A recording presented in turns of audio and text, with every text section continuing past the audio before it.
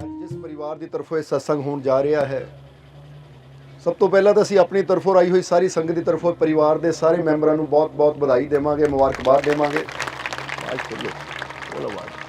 ਔਰ ਉਸ ਦੇ ਨਾਲ ਇਹ ਸਾਰੀ ਸੰਗਤ ਨੂੰ, ਕਿਉਂਕਿ ਘਰਦਿਆਂ ਨੇ ਬੇਨਤੀ ਕੀਤੀ ਹੈ ਕਿ ਮਾਲਕੋ ਕਿ ਅੱਜ ਜਿਸ ਖੁਸ਼ੀ ਵਿੱਚ ਅਸੀਂ ਇਹ ਸਤਸੰਗ ਕਰਵਾ ਰਹੇ ਹਾਂ ਉਹ ਸੰਗਤ ਨੂੰ ਜ਼ਰੂਰ ਦੱਸਿਆ ਜਾਵੇ, ਕਿਉਂਕਿ ਤੁਸੀਂ ਦੇਖਿਆ ਕਿ ਛੋਟਾ ਬੱਚਾ ਜਿਹਦਾ ਨਾਮ ਨਵਜੋਤ ਹੈ, ਅੱਜ ਉਹ 1 ਸਾਲ ਦਾ ਹੋ ਗਿਆ ਹੈ, ਇਸ ਲਈ ਉਹਦੇ ਜਨਮ ਦਿਨ ਦੀ ਖੁਸ਼ੀ ਵਿੱਚ ਇਹ ਸਤਸੰਗ ਹੈ।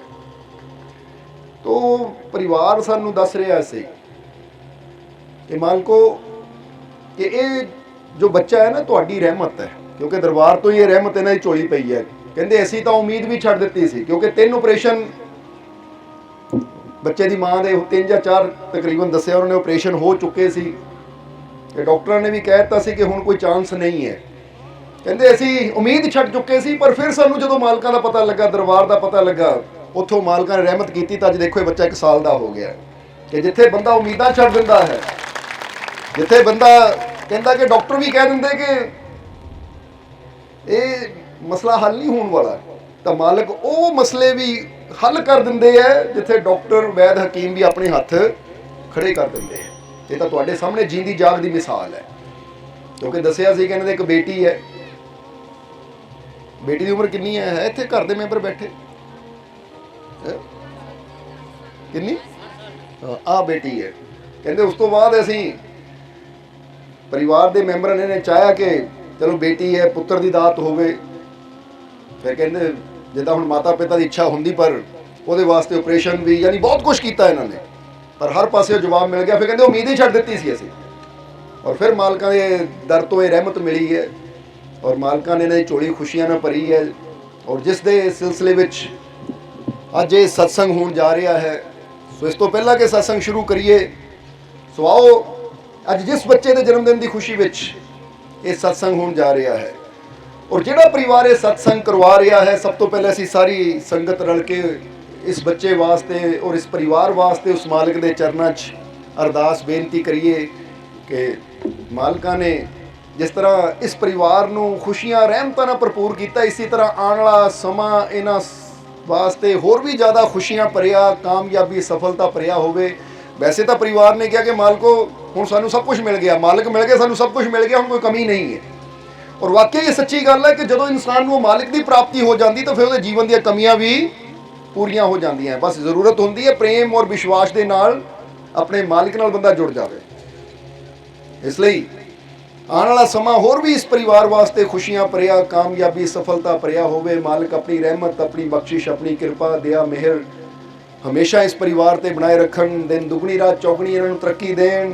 ਔਰ ਜਿਸ ਬੱਚੇ ਦੇ ਜਨਮ ਦਿਨ ਦੀ ਖੁਸ਼ੀ ਵਿੱਚ ਇਹ ਸਤਸੰਗ ਹੋਇਆ, ਜੋ ਮਾਲਕਾਂ ਦੀ ਬਖਸ਼ੀ ਦਾਤ ਹੈ, ਮਾਲਕੋ ਬੱਚੇ ਦੀ ਵੀ ਲੰਬੀ ਉਮਰ ਕਰਨ ਔਰ ਆਉਣ ਵਾਲਾ ਸਮਾਂ ਉਹਦੇ ਵਾਸਤੇ ਵੀ ਕਾਮਯਾਬੀ, ਸਫਲਤਾ ਭਰਿਆ ਹੋਵੇ ਔਰ ਕਦੀ ਕਿਸੇ ਚੀਜ਼ ਦੀ ਇਸ ਪਰਿਵਾਰ ਨੂੰ ਤੋਟ ਨਾ ਆਵੇ।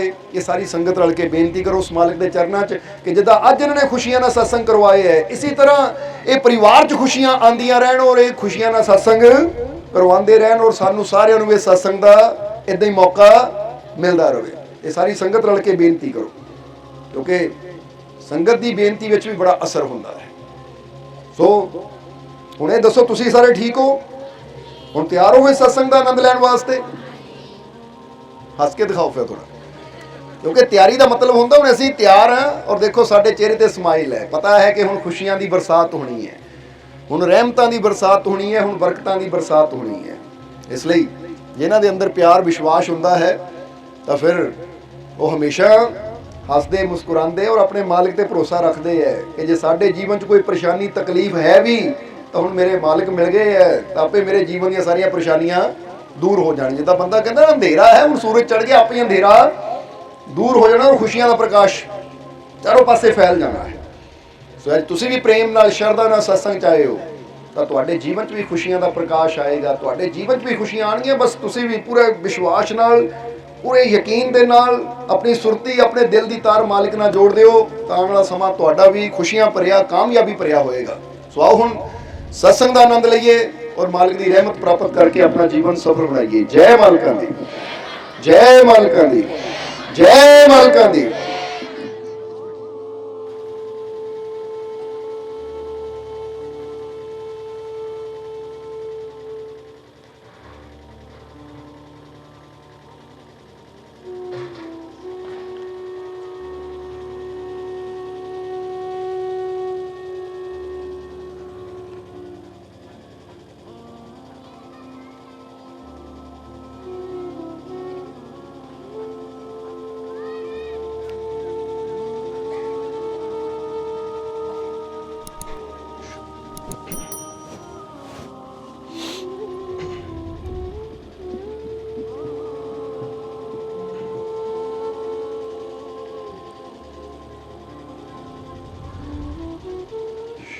ਸ਼ੁਰੂ ਕਰਦੇ ਹਾਂ ਉਸ ਦੋ ਜਹਾਨ ਦੇ ਪਾਲਣਹਾਰ ਦਾ ਨਾਮ ਲੈ ਕੇ, ਜੋ ਸਭ ਤੇ ਬਹੁਤ ਹੀ ਰਹਿਮਤਾਂ ਔਰ ਬਖਸ਼ਿਸ਼ਾਂ ਕਰਨੇ ਵਾਲਾ ਹੈ। ਅੱਜ ਦੇ ਸਤਸੰਗ ਦੀ ਸ਼ੁਰੂਆਤ ਅਸੀਂ ਸੰਤ ਕਬੀਰ ਜੀ ਦੇ ਇੱਕ ਸ਼ਬਦ ਤੋਂ ਕਰਾਂਗੇ, ਜਿਸ ਦੇ ਵਿੱਚ ਸੰਤ ਕਬੀਰ ਜੀ ਦੱਸ ਰਹੇ ਹੈ ਕਿ ਅਗਰ ਜੀਵਨ 'ਚ ਖੁਸ਼ੀ ਚਾਹੀਦੀ ਹੈ, ਜੀਵਨ 'ਚ ਸੁੱਖ ਚਾਹੀਦਾ ਹੈ, ਤਾਂ ਉਹ ਜੀਵਨ 'ਚ ਖੁਸ਼ੀ, ਉਹ ਸੁੱਖ ਕਿਸ ਤਰ੍ਹਾਂ ਇਨਸਾਨ ਨੂੰ ਹਾਸਿਲ ਹੋ ਸਕਦਾ ਹੈ। ਐਸਾ ਜੀਵਨ 'ਚ ਇਨਸਾਨ ਨੂੰ ਕੀ ਕਰਨਾ ਪਏਗਾ ਕਿ ਜੋ ਕਰਕੇ ਇਨਸਾਨ ਦਾ ਜੀਵਨ ਖੁਸ਼ੀਆਂ ਨਾਲ, ਸੁੱਖਾਂ ਨਾਲ ਭਰਪੂਰ ਹੋ ਸਕਦਾ ਹੈ। ਔਰ ਇਹ ਸ਼ਬਦ ਦੇ ਅੰਦਰ ਇਹੀ ਇਸ਼ਾਰਾ ਕਬੀਰ ਸਾਹਿਬ ਕਰ ਰਹੇ ਹੈ, ਕਿਉਂਕਿ ਪਹਿਲੀ ਗੱਲ ਤਾਂ ਇੱਥੇ ਸਮਝ ਲੈਣੀ ਅਸੀਂ ਸਾਰਿਆਂ ਨੇ ਕਿ ਕੁਝ ਚੀਜ਼ਾਂ ਹੁੰਦੀਆਂ ਹੈ ਕਿ ਅਗਰ ਅਸੀਂ ਉਹਨਾਂ ਨੂੰ ਹਾਸਲ ਕਰਨਾ ਹੋਵੇ ਤਾਂ ਉਹਨਾਂ ਨੂੰ ਅਸੀਂ ਫੇਰ ਹੀ ਹਾਸਲ ਕਰ ਸਕਦੇ ਹਾਂ ਜਦੋਂ ਅਸੀਂ ਉੱਥੇ ਪਹੁੰਚਦੇ ਹਾਂ ਜਿੱਥੇ ਉਹ ਚੀਜ਼ ਹੁੰਦੀ ਹੈ ਜਾਂ ਜਿਹਦੇ ਨਾਲ ਉਹ ਜੁੜੀ ਹੋਵੇ। ਜਿਸ ਤਰ੍ਹਾਂ ਸਮਝ ਲਓ ਕਿ ਜੇ ਗੁਲਾਬ ਦੀ ਖੁਸ਼ਬੂ ਚਾਹੀਦੀ ਹੋਵੇ ਤਾਂ ਗੁਲਾਬ ਦੀ ਖੁਸ਼ਬੂ ਸਾਨੂੰ ਉੱਦਾਂ ਨਹੀਂ ਮਿਲ ਜਾਣੀ ਕਿ ਬੰਦਾ ਕਹੇ ਇੱਥੇ ਬੈਠਾ ਮੈਨੂੰ ਗੁਲਾਬ ਦੀ ਖੁਸ਼ਬੂ ਚਾਹੀਦੀ ਹੈ। ਨਹੀਂ, ਚਾਹਣ ਨਾਲ ਨਹੀਂ ਮਿਲਣੀ, ਉਹਦੇ ਵਾਸਤੇ ਸਾਨੂੰ ਗੁਲਾਬ ਦੇ ਕੋਲ ਜਾਣਾ ਪਏਗਾ। ਸਮਝ ਆ ਰਹੀ ਕਿ ਨਹੀਂ? ਇਸੇ ਤਰ੍ਹਾਂ ਅਗਰ ਇਨਸਾਨ ਜੀਵਨ 'ਚ ਸੋਚਦਾ ਹੈ ਕਿ ਮੈਨੂੰ ਮਿਠਾਸ ਚਾਹੀਦੀ ਹੈ, ਤਾਂ ਕੀ ਸੋਚਣ ਨਾਲ ਮਿਠਾਸ ਮਿਲੇਗੀ ਜਾਂ ਉਹ ਚੀਜ਼ ਦੇ ਲਾਗੇ ਜਾਣਾ ਪਏਗਾ ਜਿਹਦੇ ਅੰਦਰ ਮਿਠਾਸ ਹੈ। ਸਮਝ ਲਓ ਇੱਕ ਸ਼ੱਕਰ ਹੈ, ਗੁੜ ਹੈ ਜਾਂ ਗੰਨਾ ਹੈ, ਹੁਣ ਉਹਦੇ 'ਚੋਂ ਰਸ ਹੈ, ਉਹ ਮਿਠਾਸ ਹੈ। ਅਗਰ ਇਨਸਾਨ ਮਿਠਾਸ ਚਾਹੁੰਦਾ ਤਾਂ ਬੰਦੇ ਨੂੰ ਪਤਾ ਗੁੜ ਉੱਥੇ ਹੈ ਜਾਂ ਸ਼ੱਕਰ ਉੱਥੇ ਹੈ, ਮੈਂ ਜਾਣਾ ਆ, ਚੱਕਣਾ ਹੈ, ਖਾ ਲੈਣਾ ਤਾਂ ਮਿਠਾਸ ਮਿਲ ਜਾਣੀ ਹੈ। ਤਾਂ ਜੇ ਹੁਣ ਮੈਂ ਸੋਚਾਂ ਕਿ ਮਿਠਾਸ ਤਾਂ ਮੈਂ ਚਾਹੁੰਦਾ ਆ ਪਰ ਮੈਂ ਸ਼ੱਕਰ ਕੋਲ ਨਹੀਂ ਜਾਣਾ, ਗੁੜ ਕੋਲ ਨਹੀਂ ਜਾਣਾ, ਗੰਨੇ ਕੋਲ ਨਹੀਂ ਜਾਣਾ, ਤਾਂ ਫਿਰ ਮਿਠਾਸ ਕਦੀ ਸਾਨੂੰ ਜਵਾਬ ਦੇਣਾ ਮਿਲੇਗੀ? ਜਵਾਬ ਦੇਣਾ ਨਾਲ ਨਾਲ ਸਾਰਿਆਂ ਨੇ। ਸਮਝਦੇ ਹੋ ਕਿ ਨਹੀਂ? ਦਊਂਗੇ ਕਿ ਨਹੀਂ? ਮਜ਼ਾ ਫੇਰ ਆਉਂਦਾ ਹੈ, ਫਿਰ ਪਤਾ ਵੀ ਲੱਗਦਾ ਕਿ ਤੁਹਾਡਾ ਧਿਆਨ ਸਤਸੰਗ ਵੱਲ ਹੈ। ਇਸ ਲਈ ਜਿੱਦਾਂ ਹੀ ਦੱਸਿਆ ਕਿ ਗੁਲਾਬ ਦੀ ਖੁਸ਼ਬੂ ਚਾਹੀਦੀ ਹੈ ਤਾਂ ਸਾਨੂੰ ਕਿੱਥੇ ਜਾਣਾ ਪੈਂਦਾ ਹੈ? ਗੁਲਾਬ ਦੇ ਕੋਲ। ਜੇ ਸਾਨੂੰ ਮਿਠਾਸ ਚਾਹੀਦੀ ਹੈ ਤਾਂ ਸਾਨੂੰ ਸ਼ੱਕਰ ਦੇ ਕੋਲ, ਯਾਨੀ ਜਿਹੜੀ ਵੀ ਚੀਜ਼ ਮਿੱਠੀ ਹੈ ਉਹ ਸ਼ੱਕਰ ਵੀ ਹੋ ਸਕਦੀ ਹੈ, ਬਰਫੀ ਵੀ ਹੋ ਸਕਦੀ ਹੈ, ਲੱਡੂ ਵੀ ਹੋ ਸਕਦੀ ਹੈ, ਖੰਡ ਵੀ, ਯਾਨੀ ਜੋ ਵੀ ਅਗਰ ਮਿਠਾਸ ਚਾਹੀਦੀ ਹੈ ਤਾਂ ਉਹ ਚੀਜ਼ ਦੇ ਕੋਲ ਜਾਣਾ ਪਏਗਾ। ਹੁਣ ਕਈ ਵਾਰ ਬੰਦਾ ਬੈਠਾ ਹੁੰਦਾ ਨਾ, ਬੈਠੇ ਬੈਠੇ ਦਿਲ ਕਰਦਾ ਕਿ ਲੈ ਵੀ ਮੇਰਾ ਉਹ ਚੀਜ਼ ਖਾਣ ਨੂੰ ਦਿਲ ਕਰਦਾ। ਕਈ ਵਾਰ ਘਰਾਂ 'ਚ ਬੈਠੇ ਹੁੰਦੇ ਨਾ, ਚਲੋ ਅੱਜ ਫਲਾਨੀ ਦੁਕਾਨ ਤੇ ਜਾ ਕੇ ਉਹ ਫਲਾਨੀ ਚੀਜ਼ ਖਾਂਦੇ। ਹੁਣ ਪਤਾ ਹੈ ਕਿ ਜੋ ਖਾਣ ਨੂੰ ਦਿਲ ਕਰਦਾ ਹੈ ਉਹ ਸਿਰਫ ਦਿਲ ਕਰਨ ਨਾਲ, ਚੀਜ਼ ਨਾਲ ਪੇਟ ਨਹੀਂ ਭਰਨਾ, ਮੈਨੂੰ ਮਿਹਨਤ ਕਰਕੇ ਉਹ ਚੀਜ਼ ਤੱਕ ਪਹੁੰਚਣਾ ਵੀ ਪੈਣਾ ਹੈ। ਫੇਰ ਹੀ ਮੈਂ ਉਹ ਚੀਜ਼ ਨੂੰ ਆਪਣੇ ਜੀਵਨ 'ਚ ਲਿਆ ਸਕਦਾ, ਯਾਨੀ ਫੇਰ ਹੀ ਮੈਂ ਉਹਨੂੰ ਖਾ ਸਕਦਾ, ਉਹਦਾ ਸਵਾਦ ਲੈ ਸਕਦਾ। ਹੁਣ ਇਸੇ ਤਰ੍ਹਾਂ ਜਿੱਦਾਂ ਇਹ ਬਾਹਰ ਜੋ ਵੀ ਅਸੀਂ ਪ੍ਰਾਪਤ ਕਰਨਾ ਹੋਵੇ, ਚਾਹੇ ਖੁਸ਼ਬੂ ਹੈ, ਚਾਹੇ ਮਿਠਾਸ ਹੈ, ਚਾਹੇ ਬੰਦਾ ਸੋਚੇ ਮੇਰਾ ਇਦਾਂ ਦਾ ਕੱਪੜਾ ਪਾਉਣ ਨੂੰ ਦਿਲ ਕਰਦਾ ਹੈ ਜਾਂ ਮੇਰਾ ਆਹ ਕਾਰ, ਗੱਡੀ, ਆਹ ਮੋਟਰਸਾਈਕਲ, ਸਾਈਕਲ ਖਰੀਦਣ ਨੂੰ ਦਿਲ ਕਰਦਾ, ਤਾਂ ਉਹਨੂੰ ਪਤਾ ਉਹਦੇ ਕੋਲ ਜਾਣਾ ਪੈਣਾ, ਫੇਰ ਹੀ ਮੈਨੂੰ ਉਹ ਚੀਜ਼ ਮਿਲੇਗੀ। ਹੁਣ ਇੱਥੇ ਗੱਲ ਹੈ ਖੁਸ਼ੀਆਂ ਦੀ, ਇੱਥੇ ਗੱਲ ਹੈ ਰਹਿਮਤਾਂ ਦੀ, ਇੱਥੇ ਗੱਲ ਹੈ ਸੁੱਖ ਸ਼ਾਂਤੀ ਦੀ। ਹੁਣ ਜਿਸ ਤਰ੍ਹਾਂ ਅਸੀਂ ਦੱਸਿਆ ਕਿ ਜੇ ਗੁਲਾਬ ਦੀ ਖੁਸ਼ਬੂ ਚਾਹੀਦੀ ਹੈ ਤਾਂ ਚਾਹਣ ਨਾਲ ਖੁਸ਼ਬੂ ਨਹੀਂ ਮਿਲਣੀ, ਗੁਲਾਬ ਦੇ ਕੋਲ ਜਾਣਾ ਪੈਣਾ ਹੈ। ਇਸੇ ਤਰ੍ਹਾਂ ਜੇ ਜੀਵਨ 'ਚ ਸਾਨੂੰ ਖੁਸ਼ੀ ਚਾਹੀਦੀ ਹੈ, ਜੇ ਜੀਵਨ 'ਚ ਸਾਨੂੰ ਸ਼ਾਂਤੀ ਚਾਹੀਦੀ ਹੈ, ਜੇ ਜੀਵਨ 'ਚ ਸਾਨੂੰ ਸਫਲਤਾ ਚਾਹੀਦੀ ਹੈ, ਜੇ ਜੀਵਨ 'ਚ ਸਾਨੂੰ ਪ੍ਰਭੂ ਦੀ ਕਿਰਪਾ ਚਾਹੀਦੀ ਹੈ, ਤਾਂ ਸਿਰਫ ਸਾਡੇ ਚਾਹਣ ਨਾਲ ਨਹੀਂ ਮਿਲਣੀ। ਜੇ ਤਾਂ ਅਸੀਂ ਤੁਹਾਨੂੰ ਪੁੱਛੀਏ ਕਿ ਰੱਬ ਦੀ ਕਿਰਪਾ, ਉਹ ਪ੍ਰਭੂ ਦੀ ਕਿਰਪਾ ਕਿਹਨੂੰ ਕਿਹਨੂੰ ਚਾਹੀਦੀ ਹੈ, ਤਾਂ ਤੁਸੀਂ ਸਾਰਿਆਂ ਨੇ ਕਹਿਣਾ ਸਾਨੂੰ ਚਾਹੀਦੀ ਹੈ। ਹੁਣ ਚਾਹੀਦੀ ਸਾਨੂੰ ਸਾਰਿਆਂ ਨੂੰ ਹੈ, ਪਰ ਇੱਥੇ ਸਵਾਲ ਇਹ ਆਉਂਦਾ, ਚਾਹੀਦੀ ਸਾਨੂੰ ਸਾਰਿਆਂ ਨੂੰ ਹੈ ਪਰ ਚਾਹਣ ਨਾਲ ਨਹੀਂ ਮਿਲਣੀ। ਜੇ ਅਸੀਂ ਉਹਦੀ ਕਿਰਪਾ ਚਾਹੁੰਦੇ ਤਾਂ ਅਸੀਂ ਉਹਦੀ ਖਾਤਰ ਕਰ ਕੀ ਰਹੇ ਹਾਂ, ਇਹ ਜ਼ਰੂਰੀ ਹੈ। ਮੇਨ ਪੁਆਇੰਟ ਕੀ ਹੈ? ਇਹ ਹੈ ਕਿ ਇੱਕ ਬੰਦਾ ਕਹਿੰਦਾ ਪਹਾੜ ਦੀ ਚੋਟੀ ਤੇ ਚੜ੍ਹਨਾ ਚਾਹੁੰਦਾ ਆ, ਤਾਂ ਉਹਨੂੰ ਪੁੱਛੋ ਭਾਈ ਚਾਹੁੰਦਾ ਤਾਂ ਚੋਟੀ ਤੇ ਚੜ੍ਹਨਾ ਹੈ, ਪਰ ਉਹਦੀ ਖਾਤਰ ਕਰ ਕੀ ਰਿਹਾ ਹੈ? ਕੋਈ ਪ੍ਰੈਕਟਿਸ ਕਰ ਰਿਹਾ ਹੈ, ਕੋਈ ਮਿਹਨਤ ਕਰ ਰਿਹਾ ਹੈ, ਕੋਈ ਕੋਸ਼ਿਸ਼ ਕਰ ਰਿਹਾ, ਕਦਮ ਵਧਾ ਰਿਹਾ ਜਾਂ ਖੜਾ ਸੋਚ ਹੀ ਰਿਹਾ ਹੈ? ਹੁਣ ਜਿੱਦਾਂ ਇੱਥੇ ਬੈਠੇ ਬੈਠੇ ਤੁਸੀਂ ਸੋਚੋ ਮੈਂ ਉਨੇ ਜਾਣਾ ਚਾਹੁੰਦਾ ਹਾਂ, ਤਾਂ ਕੀ ਚਾਹਣ ਨਾਲ ਮੈਂ ਉਨੇ ਪਹੁੰਚ ਜਾਣਾ ਹੈ? ਚਾਹਣ ਨਾਲ ਨਹੀਂ ਉਨੇ ਪਹੁੰਚਣਾ। ਜੇ ਮੈਂ ਉਨੇ ਜਾਣਾ ਚਾਹੁੰਦਾ ਤਾਂ ਉਹਦੀ ਖਾਤਰ ਮੈਂ ਕਰ ਕੀ ਰਿਹਾ ਹਾਂ? ਤਿਆਰੀ ਕਰ ਰਿਹਾ ਹਾਂ ਕਿ ਮੈਂ ਕਦਮ ਵਧਾ ਰਿਹਾ ਹਾਂ, ਕਿ ਮੈਂ ਉਧਰ ਨੂੰ ਚੱਲ ਰਿਹਾ ਹਾਂ? ਕਿਉਂਕਿ ਇੱਕ ਬੰਦਾ ਰਸਤੇ ਚੱਲ ਪੈਂਦਾ, ਉਹਨੂੰ ਪੁੱਛੋ ਕਿੱਥੇ, ਉਨੇ ਜਾ ਰਿਹਾ, ਹਾਂ ਬਈ ਤੂੰ ਚੱਲ ਪਿਆ, ਤੂੰ ਪਹੁੰਚ ਜਾਣਾ ਹੈ। ਪਰ ਇੱਕ ਬੰਦਾ ਕਹਿੰਦਾ ਮੈਂ ਚਾਹੁੰਦਾ ਹੀ ਹਾਂ, ਹਾਲੇ ਚਲਿਆ ਨਹੀਂ ਹੈ, ਤਾਂ ਚਾਹ ਤੂੰ ਭਾਵੇਂ ਸਾਲ, 2 ਸਾਲ, 10 ਸਾਲ ਚਾਹੀ ਜਾ, ਪਰ ਚਾਹਣ ਦੇ ਨਾਲ ਤੈਨੂੰ ਉਨਾ ਨਹੀਂ ਮਿਲਣਾ, ਯਾਨੀ ਉਹ ਮੰਜ਼ਿਲ ਨਹੀਂ ਮਿਲਣੀ। ਸਮਝਦੇ ਹੋ? ਕਿਉਂਕਿ ਇੱਥੇ ਆਪਾਂ ਊਨਾ ਕਹਿ ਰਹੇ ਕਿਉਂਕਿ ਤੁਹਾਡੇ ਨੇੜੇ ਊਨਾ, ਜਿਹੜਾ ਊਨਾ ਸ਼ਹਿਰ ਲਾਗੇ ਪੈਂਦਾ ਹੈ, ਇਸ ਲਈ ਅਸੀਂ ਮਿਸਾਲ ਦੇ ਕੇ ਇਹ ਸਮਝਾ ਰਹੇ ਹਾਂ ਕਿ ਕੋਈ ਚੀਜ਼ ਸਿਰਫ ਸਾਡੇ ਚਾਹਣ ਨਾਲ ਨਹੀਂ ਮਿਲਦੀ, ਉਹਦੇ ਵਾਸਤੇ ਸਾਨੂੰ ਮਿਹਨਤ ਕਰਨੀ ਪੈਂਦੀ ਹੈ, ਕਰਮ ਕਰਨਾ ਪੈਂਦਾ ਹੈ। ਕਰਮ ਵੀ ਉਹ ਕਰਨਾ ਪੈਂਦਾ ਹੈ ਕਿ ਜਿਹੜਾ ਮੈਨੂੰ ਉਹ ਚੀਜ਼ ਦੇ ਨੇੜੇ ਲੈ ਜਾਵੇ। ਕਿਉਂਕਿ ਜਿੱਦਾਂ ਆਪਾਂ ਊਨੇ ਜਾਣਾ ਹੈ ਤਾਂ ਸਾਨੂੰ ਕਰਮ ਵੀ ਉਹ ਕਰਨਾ ਪੈਣਾ ਊਨੇ ਦੇ ਨੇੜੇ ਲੈ ਜਾਵੇ। ਇਹ ਨਹੀਂ ਕਿ ਉਹ ਕਰਮ ਕਰੀਏ ਕਿ ਅੰਬ ਵੱਲ ਤੁਰ ਪਈਏ, ਹਮੀਰਪੁਰ ਵੱਲ ਤੁਰ ਪਈਏ ਤਾਂ ਅਸੀਂ ਊਨੇ ਤੋਂ ਦੂਰ ਹੋ ਜਾਈਏ।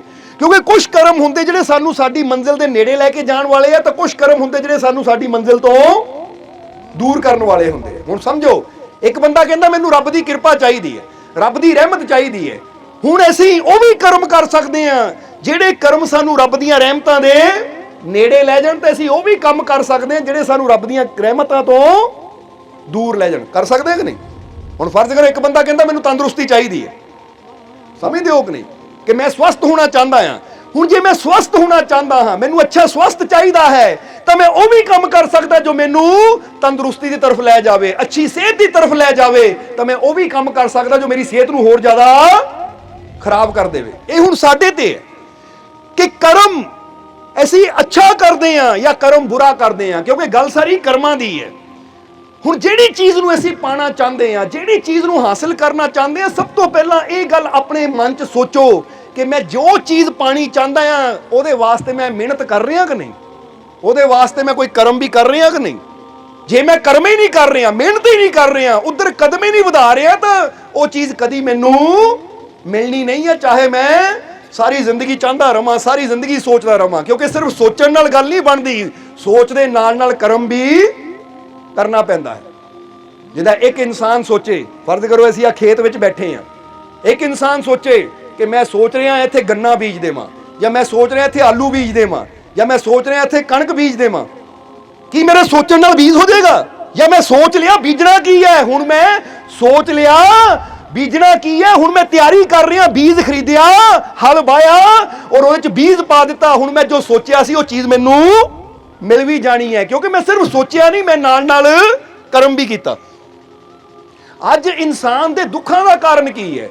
ਅੱਜ ਇਨਸਾਨ ਨੂੰ ਰੱਬ ਦੀਆਂ ਰਹਿਮਤਾਂ ਕਿਉਂ ਨਹੀਂ ਮਿਲਦੀਆਂ, ਉਹ ਮਾਲਿਕ ਦੀ ਕਿਰਪਾ ਕਿਉਂ ਨਹੀਂ ਮਿਲਦੀ? ਉਹਦਾ ਕਾਰਨ ਇਹੀ ਹੈ ਕਿ ਸੋਚਦਾ ਹਰ ਕੋਈ ਹੈ ਕਿ ਮੈਨੂੰ ਤੰਦਰੁਸਤੀ ਮਿਲੇ, ਮੈਨੂੰ ਰੱਬ ਦੀ ਕਿਰਪਾ ਮਿਲੇ, ਮੇਰੇ ਜੀਵਨ 'ਚ ਖੁਸ਼ੀ ਆਵੇ। ਸੋਚਦੇ ਸਾਰੇ ਹੀ ਹੈ, ਪਰ ਕਰਮ ਕੋਈ ਨਹੀਂ ਕਰਦਾ।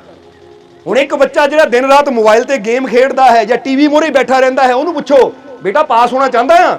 ਹਾਂ ਮੈਂ ਚਾਹੁੰਦਾ ਹਾਂ ਪਾਸ ਹੋਣਾ। ਚਾਹੁੰਦਾ ਤਾਂ ਹੈ ਮੈਂ ਪਾਸ ਹੋਣਾ, ਪਰ ਬੇਟਾ ਟੀਵੀ ਮੂਹਰੇ ਬਹਿ ਕੇ ਜਾਂ ਮੋਬਾਈਲ ਹੱਥ 'ਚ ਫੜ ਕੇ ਤੂੰ ਪਾਸ ਨਹੀਂ ਹੋਣਾ। ਉਹਦੇ ਵਾਸਤੇ ਕੰਮ ਕੀ ਕਰ ਰਿਹਾ ਤੂੰ? ਪੜ੍ਹ ਵੀ ਰਿਹਾ ਆ, ਮਿਹਨਤ ਵੀ ਕਰ ਰਿਹਾ ਆ, ਕਿਉਂਕਿ ਜਿਹੜਾ ਮਿਹਨਤ ਕਰੇਗਾ ਪਾਸ ਵੀ ਉਹੀ ਹੋਏਗਾ। ਸਿਰਫ ਚਾਹਣ ਨਾਲ ਮਾਸਟਰ ਨੇ ਚੰਗੇ ਨੰਬਰ ਨਹੀਂ ਦੇ ਦੇਣੇ ਕਿ ਲੈ ਵੀ ਆ ਮੇਰਾ ਬੱਚਾ ਜਾਂ ਇਹ ਮੇਰਾ ਸਟੂਡੈਂਟ ਚਾਹੁੰਦਾ ਆ, ਇਹਦੀ ਬੜੀ ਚਾਹਤ ਹੈ ਪਾਸ ਹੋਣ ਦੀ, ਇਹਨੂੰ ਉੱਦੇ ਪਾਸ ਕਰ ਦੇਵਾਂ, ਚਾਹੇ ਊੜਾ ਆਂਦਾ ਨਾ ਹੋਵੇ, ਕਾ ਖਾ ਆਂਦਾ ਨਾ ਹੋਵੇ, ਕਰ ਦੇਵਾਂ ਪਾਸ ਇਹਨੂੰ, ਕਿਉਂਕਿ ਬੱਚਾ ਆ, ਚਾਹੁੰਦਾ ਆ। ਨਹੀਂ, ਮਾਸਟਰ ਇਹ ਨਹੀਂ ਦੇਖਦਾ ਉਹ ਚਾਹੁੰਦਾ ਕੀ ਹੈ, ਮਾਸਟਰ ਇਹ ਦੇਖਦਾ ਕਰਦਾ ਕੀ ਹੈ। ਅੱਛਾ ਪੇਪਰ ਕਰਦਾ ਕਿ ਨਹੀਂ, ਅੱਛਾ ਕਰਮ ਕਰਦਾ ਕਿ ਨਹੀਂ। ਅਗਰ ਅੱਛੀ ਮਿਹਨਤ ਕਰਦਾ ਤਾਂ ਟੀਚਰ ਨੂੰ ਨੰਬਰ ਵੀ ਕਹਿ ਦਿਓ ਅੱਛੇ ਦਿੰਦਾ ਹੈ। ਸਮਝ ਆ ਗਈ ਕਿ ਨਹੀਂ? ਹੁਣ ਅਸੀਂ ਵੀ ਇਨਸਾਨ ਵੀ ਅਗਰ ਆਪਣੇ ਜੀਵਨ ਨੂੰ ਦੇਖੇ ਤਾਂ ਸਿਰਫ ਚਾਹੁੰਦਿਆਂ ਸਾਡੀ ਇੰਨੀ ਜ਼ਿੰਦਗੀ ਗੁਜ਼ਰ ਗਈ, ਔਰ ਚਾਹਣ ਦੇ ਬਾਵਜੂਦ ਵੀ ਉਹਦੀ ਰਹਿਮਤ ਕਿਉਂ ਨਹੀਂ ਮਿਲੀ, ਸਾਡੇ ਜੀਵਨ 'ਚ ਖੁਸ਼ੀਆਂ ਕਿਉਂ ਨਹੀਂ ਆਈਆਂ, ਤੰਦਰੁਸਤੀਆਂ ਕਿਉਂ ਨਹੀਂ ਆਈਆਂ। ਉਹਦਾ ਕਾਰਨ ਇਹੀ ਹੈ ਕਿ ਅਸੀਂ ਚਾਹੁੰਦੇ ਤਾਂ ਰਹਿ ਗਏ, ਪਰ ਕਰਮ ਅਸੀਂ ਕੀਤਾ ਨਹੀਂ। ਅੱਜ ਅਸੀਂ ਸਤਸੰਗ 'ਚ ਬਸ ਇਹੀ ਥੋੜਾ ਸਮਝਣਾ ਹੈ ਕਿ ਜੋ ਅਸੀਂ ਜੀਵਨ 'ਚ ਪਾਣਾ ਚਾਹੁੰਦੇ ਆ ਨਾ, ਜੋ ਅਸੀਂ ਜੀਵਨ 'ਚ ਹਾਸਲ ਕਰਨਾ ਚਾਹੁੰਦੇ ਆ, ਉਹਦੇ ਵਾਸਤੇ ਸਾਨੂੰ ਕਰਮ ਵੀ ਕਰਨਾ ਪੈਣਾ ਹੈ। ਸਮਝਦੇ ਹੋ ਕਿ ਨਹੀਂ? ਜਿੱਦਾਂ ਹੀ ਦੱਸਿਆ, ਬੱਚਾ ਪਾਸ ਹੋਣਾ ਚਾਹੁੰਦਾ ਤਾਂ ਚਾਹਣ ਨਾਲ ਨਹੀਂ, ਮਿਹਨਤ ਕਰਨ ਨਾਲ ਪਾਸ ਹੋਣਾ ਹੈ। ਮਿਹਨਤ ਕਰਨ ਨਾਲ ਨੰਬਰ ਆਣੇ ਹੈ, ਨੰਬਰ ਆਣਗੇ ਤਾਂ ਪਾਸ ਹੋਏਗਾ। ਇਸੇ ਤਰ੍ਹਾਂ ਤੁਸੀਂ ਰੱਬ ਦੀਆਂ ਰਹਿਮਤਾਂ, ਉਹ ਮਾਲਿਕ ਦੀ ਕਿਰਪਾ ਚਾਹੁੰਦੇ ਹੋ, ਜੀਵਨ 'ਚ ਸਫਲਤਾ ਚਾਹੁੰਦੇ ਹੋ, ਖੁਸ਼ੀ ਚਾਹੁੰਦੇ ਹੋ, ਤਾਂ ਹੁਣ ਥੋੜਾ ਜਿਹਾ ਦੇਖੋ ਕਿ ਮੈਂ ਉਹ ਕੰਮ ਕਰ ਰਿਹਾ ਹਾਂ ਜਿਹਦੇ 'ਚ ਮੈਨੂੰ ਰੱਬ ਦੀ ਰਹਿਮਤ ਮਿਲੇ। ਕੀ ਮੈਂ ਉਹ ਕੰਮ ਕਰ ਰਿਹਾ ਜਿਹਦੇ 'ਚ ਮੈਨੂੰ ਰੱਬ ਦੀ ਕਿਰਪਾ ਮਿਲੇ? ਜਿੱਦਾਂ ਇਹ ਦੱਸੀਦਾ ਕਈ ਵਾਰ ਕਿ ਤੰਦਰੁਸਤ ਹੋਣਾ ਤਾਂ ਚਾਹੁੰਦੇ ਕਿ ਮੈਨੂੰ ਤੰਦਰੁਸਤੀ ਚਾਹੀਦੀ ਹੈ, ਚਾਹੁੰਦੇ ਤੰਦਰੁਸਤ ਹੋਣਾ ਹੈ, ਪਰ ਕੰਮ ਕੀ ਕਰਦੇ ਆ? ਇੱਕ ਬੰਦੇ ਨੂੰ ਪੁੱਛੋ ਤੰਦਰੁਸਤੀ ਚਾਹੀਦੀ ਹੈ? ਹਾਂਜੀ ਮੈਨੂੰ ਚਾਹੀਦੀ ਹੈ। ਹੁਣ ਚਾਹੁੰਦਾ ਤੰਦਰੁਸਤੀ ਹੈ, ਪਰ ਕਰਦਾ ਕੀ ਹੈ? ਜਾ ਕੇ ਪੀਂਦਾ ਸ਼ਰਾਬ ਹੈ, ਕਰਦਾ ਨਸ਼ੇ ਹੈ। ਬੋਲੋ ਸਮਝਦੇ ਹੋ ਕਿ ਨਹੀਂ? ਹੁਣ ਕੋਈ ਪੁੱਛੇ ਭਾਈ ਤੂੰ ਚਾਹੁੰਦਾ ਤੰਦਰੁਸਤੀ ਹੈ ਤਾਂ ਕੰਮ ਉਸ ਤੋਂ ਉਲਟ ਕਰ ਰਿਹਾ ਹੈ। ਇਹ ਨਸ਼ੇ ਕਰਨ ਨਾਲ, ਬੁਰੀਆਂ ਚੀਜ਼ਾਂ ਖਾਣ ਦੇ ਨਾਲ ਤੈਨੂੰ ਤੰਦਰੁਸਤੀ ਨਹੀਂ ਮਿਲਣੀ, ਫਿਰ ਤੇਰੀ ਚਾਹਤ ਅਧੂਰੀ ਦੀ ਅਧੂਰੀ ਰਹਿ ਜਾਣੀ ਹੈ। ਹੁਣ ਇਹਨੂੰ ਇਦਾਂ ਸਮਝੋ, ਇੱਕ ਬੰਦਾ ਪ੍ਰਾਰਥਨਾ ਕਰੇ, ਹੇ ਭਗਵਾਨ ਮੇਰੇ ਜੀਵਨ 'ਚ ਖੁਸ਼ੀਆਂ ਭਰ ਦੇ, ਹੇ ਭਗਵਾਨ ਮੈਨੂੰ ਤੰਦਰੁਸਤੀ ਦੇ। ਰੱਬ ਦੇ ਮੰਦਿਰ ਦੇ ਵਿੱਚ ਜਾਂ ਭਗਵਾਨ ਦੇ ਘਰ ਦੇ ਵਿੱਚ ਹੱਥ ਜੋੜ ਕੇ ਕਹਿੰਦਾ ਭਗਵਾਨ ਮੈਨੂੰ ਤੰਦਰੁਸਤੀ ਦੇ ਕਿ ਮੇਰੇ ਜੀਵਨ 'ਚ ਕੋਈ ਦੁੱਖ ਨਾ ਆਵੇ। ਔਰ ਮੰਦਿਰ ਤੋਂ ਬਾਹਰ ਜਾ ਕੇ ਜੁੱਤੀ ਪਾਉਂਦਾ ਹੈ ਜੇਬ ਚੋਂ ਬੀੜੀ ਕੱਢਦਾ ਹੈ, ਸਿਗਰਟ ਕੱਢਦਾ, ਲਾ ਕੇ ਬਹਿ ਜਾਂਦਾ ਹੈ। ਹੁਣ ਕੋਈ ਪੁੱਛੇ ਅੰਦਰ ਤੂੰ ਕਹਿ ਰਿਹਾ ਭਗਵਾਨ ਮੈਨੂੰ ਤੰਦਰੁਸਤੀ ਦੇ, ਬਾਹਰ ਕੰਮ ਕੀ ਕਰ ਰਿਹਾ ਤੂੰ? ਆ ਤੰਦਰੁਸਤੀ ਵਾਲੇ ਕੰਮ ਹੈ ਇਹ। ਬੀੜੀ ਪੀਣੀ, ਸਿਗਰਟ ਪੀਣੀ, ਇਹ ਨਸ਼ਾ ਕਰਨਾ, ਇਹ ਤੰਦਰੁਸਤੀ ਵਾਲਾ ਕੰਮ ਹੈ। ਹੁਣ ਭਗਵਾਨ ਨੇ ਕਹਿਣਾ ਮੰਗਦਾ ਕੁਛ ਹੈ, ਕਰਦਾ ਕੁਛ ਹੈ। ਕਮਾਲ ਦੀ ਗੱਲ ਹੈ। ਹੁਣ ਮੈਂ ਕੀ ਕਰਾਂ? ਉਹ ਜੇ ਤੂੰ ਤੰਦਰੁਸਤੀ ਮੰਗ ਰਿਹਾ ਤਾਂ ਕੰਮ ਵੀ ਤੰਦਰੁਸਤੀ ਵਾਲੇ ਕਰ। ਫਿਰ ਤਾਂ ਬੰਦਾ ਬਾਹਰ ਨਿਕਲੇ ਕਿ ਮੈਂ ਭਗਵਾਨ ਤੋਂ ਤੰਦਰੁਸਤੀ ਮੰਗੀ ਹੈ ਤਾਂ ਅੱਜ ਤੋਂ ਮੈਂ ਕਿਸੇ ਨਸ਼ੇ ਨੂੰ ਹੱਥ ਨਹੀਂ ਲਾਣਾ, ਕਿਉਂਕਿ ਨਸ਼ਾ ਤੰਦਰੁਸਤੀ ਦਾ ਦੁਸ਼ਮਣ ਹੈ। ਜਿੱਦਾਂ ਕਹਾਵਤ ਹੁੰਦੀ ਨਾ ਕਿ ਬਿੱਲੀ ਕੁੱਤੇ ਦਾ ਬਹਿਰ ਕੇ ਬਿੱਲੀ ਕੁੱਤੇ ਨੂੰ ਦੇਖ ਕੇ ਡਰਦੀ ਹੈ ਤਾਂ ਕੁੱਤਾ ਬਿੱਲੀ ਦੇ ਮਗਰ ਦੌੜਦਾ ਹੈ। ਕਹਾਵਤ ਹੀ ਬਣ ਜਾਂਦੀ ਕਈ ਵਾਰ ਕਿ ਇਸੇ ਤਰ੍ਹਾਂ ਹੁਣ ਅਸੀਂ ਕਰਨੇ ਨਸ਼ੇ ਆ, ਚੀਜ਼ਾਂ ਬੁਰੀਆਂ ਖਾਣੀਆਂ, ਤਾਂ ਰੱਬ ਕੋਲੋਂ ਕਹਿਣਾ ਰੱਬਾ ਮੈਨੂੰ ਤੰਦਰੁਸਤੀ ਦੇ ਦੇ, ਮੇਰੇ ਲਾਗੇ ਕੋਈ ਦੁੱਖ ਨਾ ਆਵੇ, ਮੇਰੀ ਸਿਹਤ ਠੀਕ ਰਵੇ। ਤਾਂ ਫਿਰ ਜ਼ਰਾ ਸੋਚੋ, ਭਗਵਾਨ ਵੀ ਹੱਸਦਾ ਹੋਏਗਾ। ਭਗਵਾਨ ਵੀ ਹੱਸਦਾ ਹੋਏਗਾ। ਜਿੱਦਾਂ ਕੋਈ ਬੱਚਾ ਮਾਸਟਰ ਕੋਲ ਟੀਚਰ, ਮਾਸਟਰ ਜੀ ਮੈਨੂੰ ਪਾਸ ਕਰ ਦਿਓ, ਮਾਸਟਰ ਕਹਿਣਾ ਕੋਈ ਨਹੀਂ ਬੇਟਾ ਪਾਸ ਕਰ ਦੇਵਾਂਗੇ ਪਰ ਮਿਹਨਤ ਕਰ। ਪਰ ਬੱਚਾ ਬਾਹਰ ਜਾ ਕੇ ਗੇਮ ਖੇਡਣ ਲੱਗ ਜਾਵੇ ਤਾਂ ਮਾਸਟਰ ਕਹਿਣਾ ਮੰਗਦਾ ਕੁਛ ਹੈ, ਕਰਦਾ ਕੁਛ ਹੈ, ਇਹਨੂੰ ਪਾਸ ਕਿੱਦਾਂ ਕਰਾਂ ਮੈਂ? ਇਸ ਲਈ ਤੁਸੀਂ ਸਮਝੋ ਜ਼ਰਾ ਸਾਰੇ ਜੀ। ਹੁਣ ਇੱਥੇ ਤਾਂ ਨਸ਼ੇ ਦੀ ਗੱਲ ਕੀਤੀ ਹੈ ਕਿ ਬੰਦਾ ਅੰਦਰੋਂ ਨਿਕਲਦਾ ਬੀੜੀ ਸਿਗਰਟ ਪੀਣ ਲੱਗ ਜਾਂਦਾ ਹੈ ਤਾਂ ਫਿਰ ਕਹਿੰਦਾ ਰੱਬਾ ਮੈਨੂੰ ਤੰਦਰੁਸਤੀ ਦੇ। ਪਰ ਇੱਧਰ ਤੁਹਾਡੇ ਵੱਲ ਵੀ ਥੋੜੀ ਗੱਲ ਕਰ ਲਈਏ ਕਿ ਔਰਤ ਵੀ ਕਹਿੰਦੀ ਭਗਵਾਨ ਮੈਨੂੰ ਤੰਦਰੁਸਤੀ ਦੇ, ਮੈਨੂੰ ਤੰਦਰੁਸਤੀ ਦੇ, ਪਰ ਚਾਹੀਦੀ ਮੈਨੂੰ ਗਰਮ ਗਰਮ ਜਲੇਬੀ ਖਾਣ ਨੂੰ, ਛੋਲੇ ਭਟੂਰੇ ਚਾਹੀਦੇ ਆ। ਆ ਬਹੁਤ ਦਿਨ ਹੋ ਗਏ ਘਰ ਦਾ ਖਾਣਾ ਖਾਂਦੇ, ਚਲੋ ਕਿਤੇ ਰੈਸਟੋਰੈਂਟ 'ਚ ਚਲੀਏ, ਉੱਥੇ ਕੋਈ ਛੋਲੇ ਭਟੂਰੇ ਜਾਂ ਕੋਈ ਪੀਜ਼ਾ ਪੂਜ਼ਾ ਖਾ ਕੇ ਆਈਏ, 버ਗਰ ਖਾ ਕੇ ਆਈਏ। ਹੁਣ ਜ਼ਰਾ ਗੌਰ ਕਰੋ ਕਿ ਇਹ ਹੈਲਦੀ ਚੀਜ਼ਾਂ ਹੈ। ਇਹਨੂੰ ਜੰਕ ਫੂਡ ਕਿਹਾ ਜਾਂਦਾ ਹੈ। ਜੰਕ ਫੂਡ ਦਾ ਮਤਲਬ ਹੁੰਦਾ ਬਾਸੀ ਭੋਜਨ। ਹੁਣ ਬਾਸੀ ਭੋਜਨ ਅੰਦਰ ਜਾਏਗਾ ਤਾਂ ਤੰਦਰੁਸਤੀ ਕਿੱਦਾਂ ਦੇਏਗਾ? ਜ਼ਰਾ ਸਮਝਣਾ ਸਾਰਿਆਂ ਨੇ। ਅੱਜ ਇਨਸਾਨ ਮੰਗਦਾ ਕੁਛ ਹੈ, ਕਰਦਾ ਕੁਛ ਹੈ। ਇਸੇ ਲਈ ਇਨਸਾਨ ਦੇ ਜੀਵਨ 'ਚ ਇੰਨੀਆਂ ਪਰੇਸ਼ਾਨੀਆਂ ਹੈ, ਇੰਨੀਆਂ ਤਕਲੀਫਾਂ, ਇੰਨੇ ਦੁੱਖ ਹੈ। ਇਸ ਲਈ ਇੱਕ ਗੱਲ ਤੁਹਾਨੂੰ ਕਹਾਂਗੇ, ਜੇ ਤੰਦਰੁਸਤੀ ਚਾਹੀਦੀ ਹੈ, ਆਪਣੇ ਮਾਲਿਕ ਤੋਂ ਤੰਦਰੁਸਤੀ ਮੰਗ ਰਹੇ ਹੋ ਤਾਂ ਅੱਜ ਤੋਂ ਆਪਣੇ ਆਪ ਨਾਲ ਵੀ ਵਾਅਦਾ ਕਰੋ ਕਿ ਮੈਂ ਉਲਟੀਆਂ ਸਿੱਧੀਆਂ ਚੀਜ਼ਾਂ ਖਾਣੀਆਂ ਬੰਦ ਕਰਨੀਆਂ ਹੈ। ਉਹ ਚੀਜ਼ ਮੈਂ ਖਾਣੀ ਹੈ ਜਿਹੜੀ ਮੇਰੀ ਹੈਲਥ ਵਾਸਤੇ, ਮੇਰੀ ਸਿਹਤ ਵਾਸਤੇ ਅੱਛੀ ਹੋਵੇ। ਇਹਨੂੰ ਇਦਾਂ ਸਮਝ ਲਓ ਕਿ ਬਰਤਨ, ਬੰਦਾ ਕਿਚਨ ਦੇ ਵਿੱਚ ਨਾ ਇੱਕ ਪਤੀਲੀ ਰੱਖੀ ਹੋਈ ਹੈ ਚੁੱਲ੍ਹੇ ਉੱਪਰ, ਤਾਂ ਕੋਈ ਪੁੱਛੇ ਭਾਈ ਕੀ ਬਣਾ ਰਿਹਾ ਹੈ, ਸਮਝਦੇ ਹੋ ਕਿ ਨਹੀਂ? ਕੀ ਬਣ ਰਿਹਾ ਹੈ? ਤਾਂ ਤੁਸੀਂ ਕਹੋ ਜੀ ਮਟਰ ਪਨੀਰ ਬਣ ਰਿਹਾ ਹੈ, ਜਾਂ ਮੈਂ ਸਾਗ ਬਣਾ ਰਿਹਾ ਹਾਂ। ਪਰ ਉਹ ਦੇਖੇ ਪਾਈ ਵਿੱਚ ਗੋਭੀ ਜਾਂਦਾ ਹੈ, ਗੋਭੀ ਪਾਈ ਜਾਂਦਾ ਹੈ, ਜਾਂ ਇਹਦੇ 'ਚ ਆਲੂ ਪਾ ਦਿੱਤੇ, ਗੋਭੀ ਪਾ ਦਿੱਤੀ, ਬਤਾਊ ਪਾ ਦਿੱਤੇ, ਸਾਗ ਕਿੱਥੋਂ ਬਣੇਗਾ? ਇਹ ਚਾਹੁੰਦਾ ਸਾਗ ਬਣਾਉਣਾ ਪਰ ਪਾਈ ਵਿੱਚ ਕੁਝ ਹੋਰ ਜਾਂਦਾ ਹੈ। ਤਾਂ ਹੁਣ ਜੋ ਬਰਤਨ 'ਚ ਜਾਣਾ ਬਾਹਰ ਵੀ ਤਾਂ ਉਹੀ ਆਣਾ ਹੈ ਨਾ। ਸੋ ਇਹੀ ਚੀਜ਼ ਦੱਸਣੀ ਚਾਹੁੰਦੇ ਆ ਕਿ ਚਾਹੁੰਦੇ ਅਸੀਂ ਆ ਕਿ ਸਾਡੇ ਜੀਵਨ 'ਚ ਵੀ ਖੁਸ਼ੀਆਂ ਦਾ ਸਾਗ ਬਣੇ, ਪਰ ਅੰਦਰ ਕੀ ਪਾ ਰਹੇ ਹਾਂ ਅਸੀਂ? ਅੰਦਰ ਕੀ ਪਾਲ ਰਹੇ ਹਾਂ? ਕਿਉਂਕਿ ਜੋ ਅਸੀਂ ਆਪਣੇ ਜੀਵਨ ਦੇ ਅੰਦਰ ਪਾਣਾ ਹੈ, ਕੁਦਰਤ ਨੇ ਸਾਨੂੰ ਉਹੀ ਮੋੜਨਾ ਵੀ ਹੈ। ਸਮਝ ਰਹੇ ਹੋ ਕਿ ਨਹੀਂ? ਇਸ ਲਈ ਸੰਤ ਕਬੀਰ ਜੀ ਇਸ ਸ਼ਬਦ ਅੰਦਰ ਦੱਸਦੇ ਹੈ ਕਿ ਐ ਪਿਆਰਿਆ, ਜੇ ਸੁੱਖ ਚਾਹੀਦਾ ਹੈ, ਖੁਸ਼ੀ ਚਾਹੀਦੀ ਹੈ, ਕਾਮਯਾਬੀ ਚਾਹੀਦੀ ਹੈ, ਤਾਂ ਫਿਰ ਤੈਨੂੰ ਉੱਥੇ ਜਾਣਾ ਪਏਗਾ ਜਿੱਥੇ ਸੁੱਖ, ਕਾਮਯਾਬੀ, ਸ਼ਾਂਤੀ, ਸਕੂਨ ਜਾ ਕੇ ਤੈਨੂੰ ਮਿਲਣਾ ਹੈ। ਔਰ ਉਹ ਕਿਹੜੀ ਜਗ੍ਹਾ ਹੈ? ਉਹਦੇ ਬਾਰੇ ਕਬੀਰ ਸਾਹਿਬ ਆਪਣੀ ਬਾਣੀ 'ਚ ਕਹਿੰਦੇ ਹੈ ਕਿ ਸਤ ਸੰਗਤ ਹਰੀ ਭਜਨ ਬਿਨ, ਸਤ ਸੰਗਤ ਹਰੀ ਭਜਨ ਬਿਨ ਸੁਖੀ ਨਾ ਦੇਖਾ ਕੋਏ, ਬਾਰ ਬਾਰ ਜਨਮੇ ਮਰੇ ਮੁਕਤ ਕਬੂ ਨਾ ਹੋਏ। ਜਰਾ ਦੇਖੋ ਕਬੀਰ ਸਾਹਿਬ ਬੜਾ ਖੋਲ ਕੇ, ਕਿਉਂਕਿ ਸ਼ਬਦ ਛੋਟੇ ਹੁੰਦੇ ਪਰ ਇਸ਼ਾਰਾ ਬੜਾ ਖੁੱਲ ਕੇ ਕੀਤਾ ਉਹਨਾਂ ਨੇ ਕਿ ਤੂੰ ਜੀਵਨ 'ਚ ਸੁੱਖ ਚਾਹੁੰਦਾ ਹੈ, ਜੀਵਨ 'ਚ ਖੁਸ਼ੀ ਚਾਹੁੰਦਾ ਹੈ, ਤਾਂ ਇਹ ਪਿਆਰਿਆ ਦੱਸ, ਤੂੰ ਗੁਲਾਬ ਦੀ ਖੁਸ਼ਬੂ ਚਾਹੁੰਦਾ ਪਰ ਕਦੀ ਗੁਲਾਬ ਦੇ ਕੋਲ ਗਿਆ? ਮਿਠਾਸ ਚਾਹੁੰਦਾ ਪਰ ਕਦੀ ਉੱਥੇ ਬੈਠਾ ਜਿੱਥੇ ਮਿਠਾਸ ਮਿਲਣੀ ਹੈ? ਹੁਣ ਤੂੰ ਸਤਸੰਗ, ਗੁਰੂਆਂ ਦੀ ਬਾਣੀ ਜਾਂ ਅਸੀਂ ਸੰਤਾਂ ਦੇ ਵਚਨ ਸੁਣਦੇ ਆ, ਪ੍ਰਮਾਤਮਾ ਦਾ ਸਿਮਰਨ ਕਰਦੇ ਆ, ਤਾਂ ਕਬੀਰ ਸਾਹਿਬ ਦੱਸਦੇ ਸਤਸੰਗ ਹੋ ਗਿਆ, ਗੁਰੂ ਸਿਮਰਨ ਹੋ ਗਿਆ, ਯਾਨੀ ਪ੍ਰਮਾਤਮਾ ਦੀ ਬੰਦਗੀ ਹੋ ਗਈ। ਇਹ ਉਹ ਚੀਜ਼ਾਂ ਹੈ ਜਿਹਦੇ ਨਾਲ ਜੁੜ ਕੇ ਤੈਨੂੰ ਖੁਸ਼ੀਆਂ ਮਿਲਣੀਆਂ ਹੈ। ਸਮਝਦੇ ਹੋ ਕਿ ਨਹੀਂ? ਔਰ ਸਿਰਫ ਫਿਰ ਇਹ ਵੀ ਗੱਲ ਕਹਿ ਦੇਵਾਂਗੇ ਕਿ ਸਿਰਫ ਨਾਮ ਦਾ ਰੱਟਾ ਲਾਉਣ ਨਾਲ ਖੁਸ਼ੀ ਨਹੀਂ ਮਿਲਦੀ। ਇਹ ਵੀ ਗੱਲ ਯਾਦ ਰੱਖਣਾ, ਕਿਉਂਕਿ ਕਈ ਹੁੰਦੇ ਆ ਮਾਲਾ ਫੜ ਕੇ ਜਾਂ ਬਸ ਨਾਮ ਦਾ ਰੱਟਾ ਲਾਈ ਜਾਂਦੇ ਆ।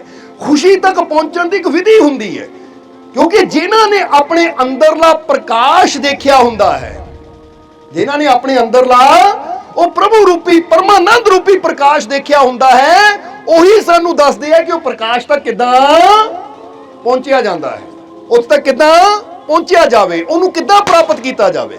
ਔਰ ਇਹ ਵਿਧੀ ਸੰਤ ਕਬੀਰ ਜੀ ਕਹਿੰਦੇ ਤੈਨੂੰ ਸੱਚੇ ਸੰਤਾਂ ਦੀ ਸੰਗਤ ਵਿੱਚ ਬਹਿ ਕੇ ਹੀ ਪ੍ਰਾਪਤ ਹੋਣੀ ਹੈ।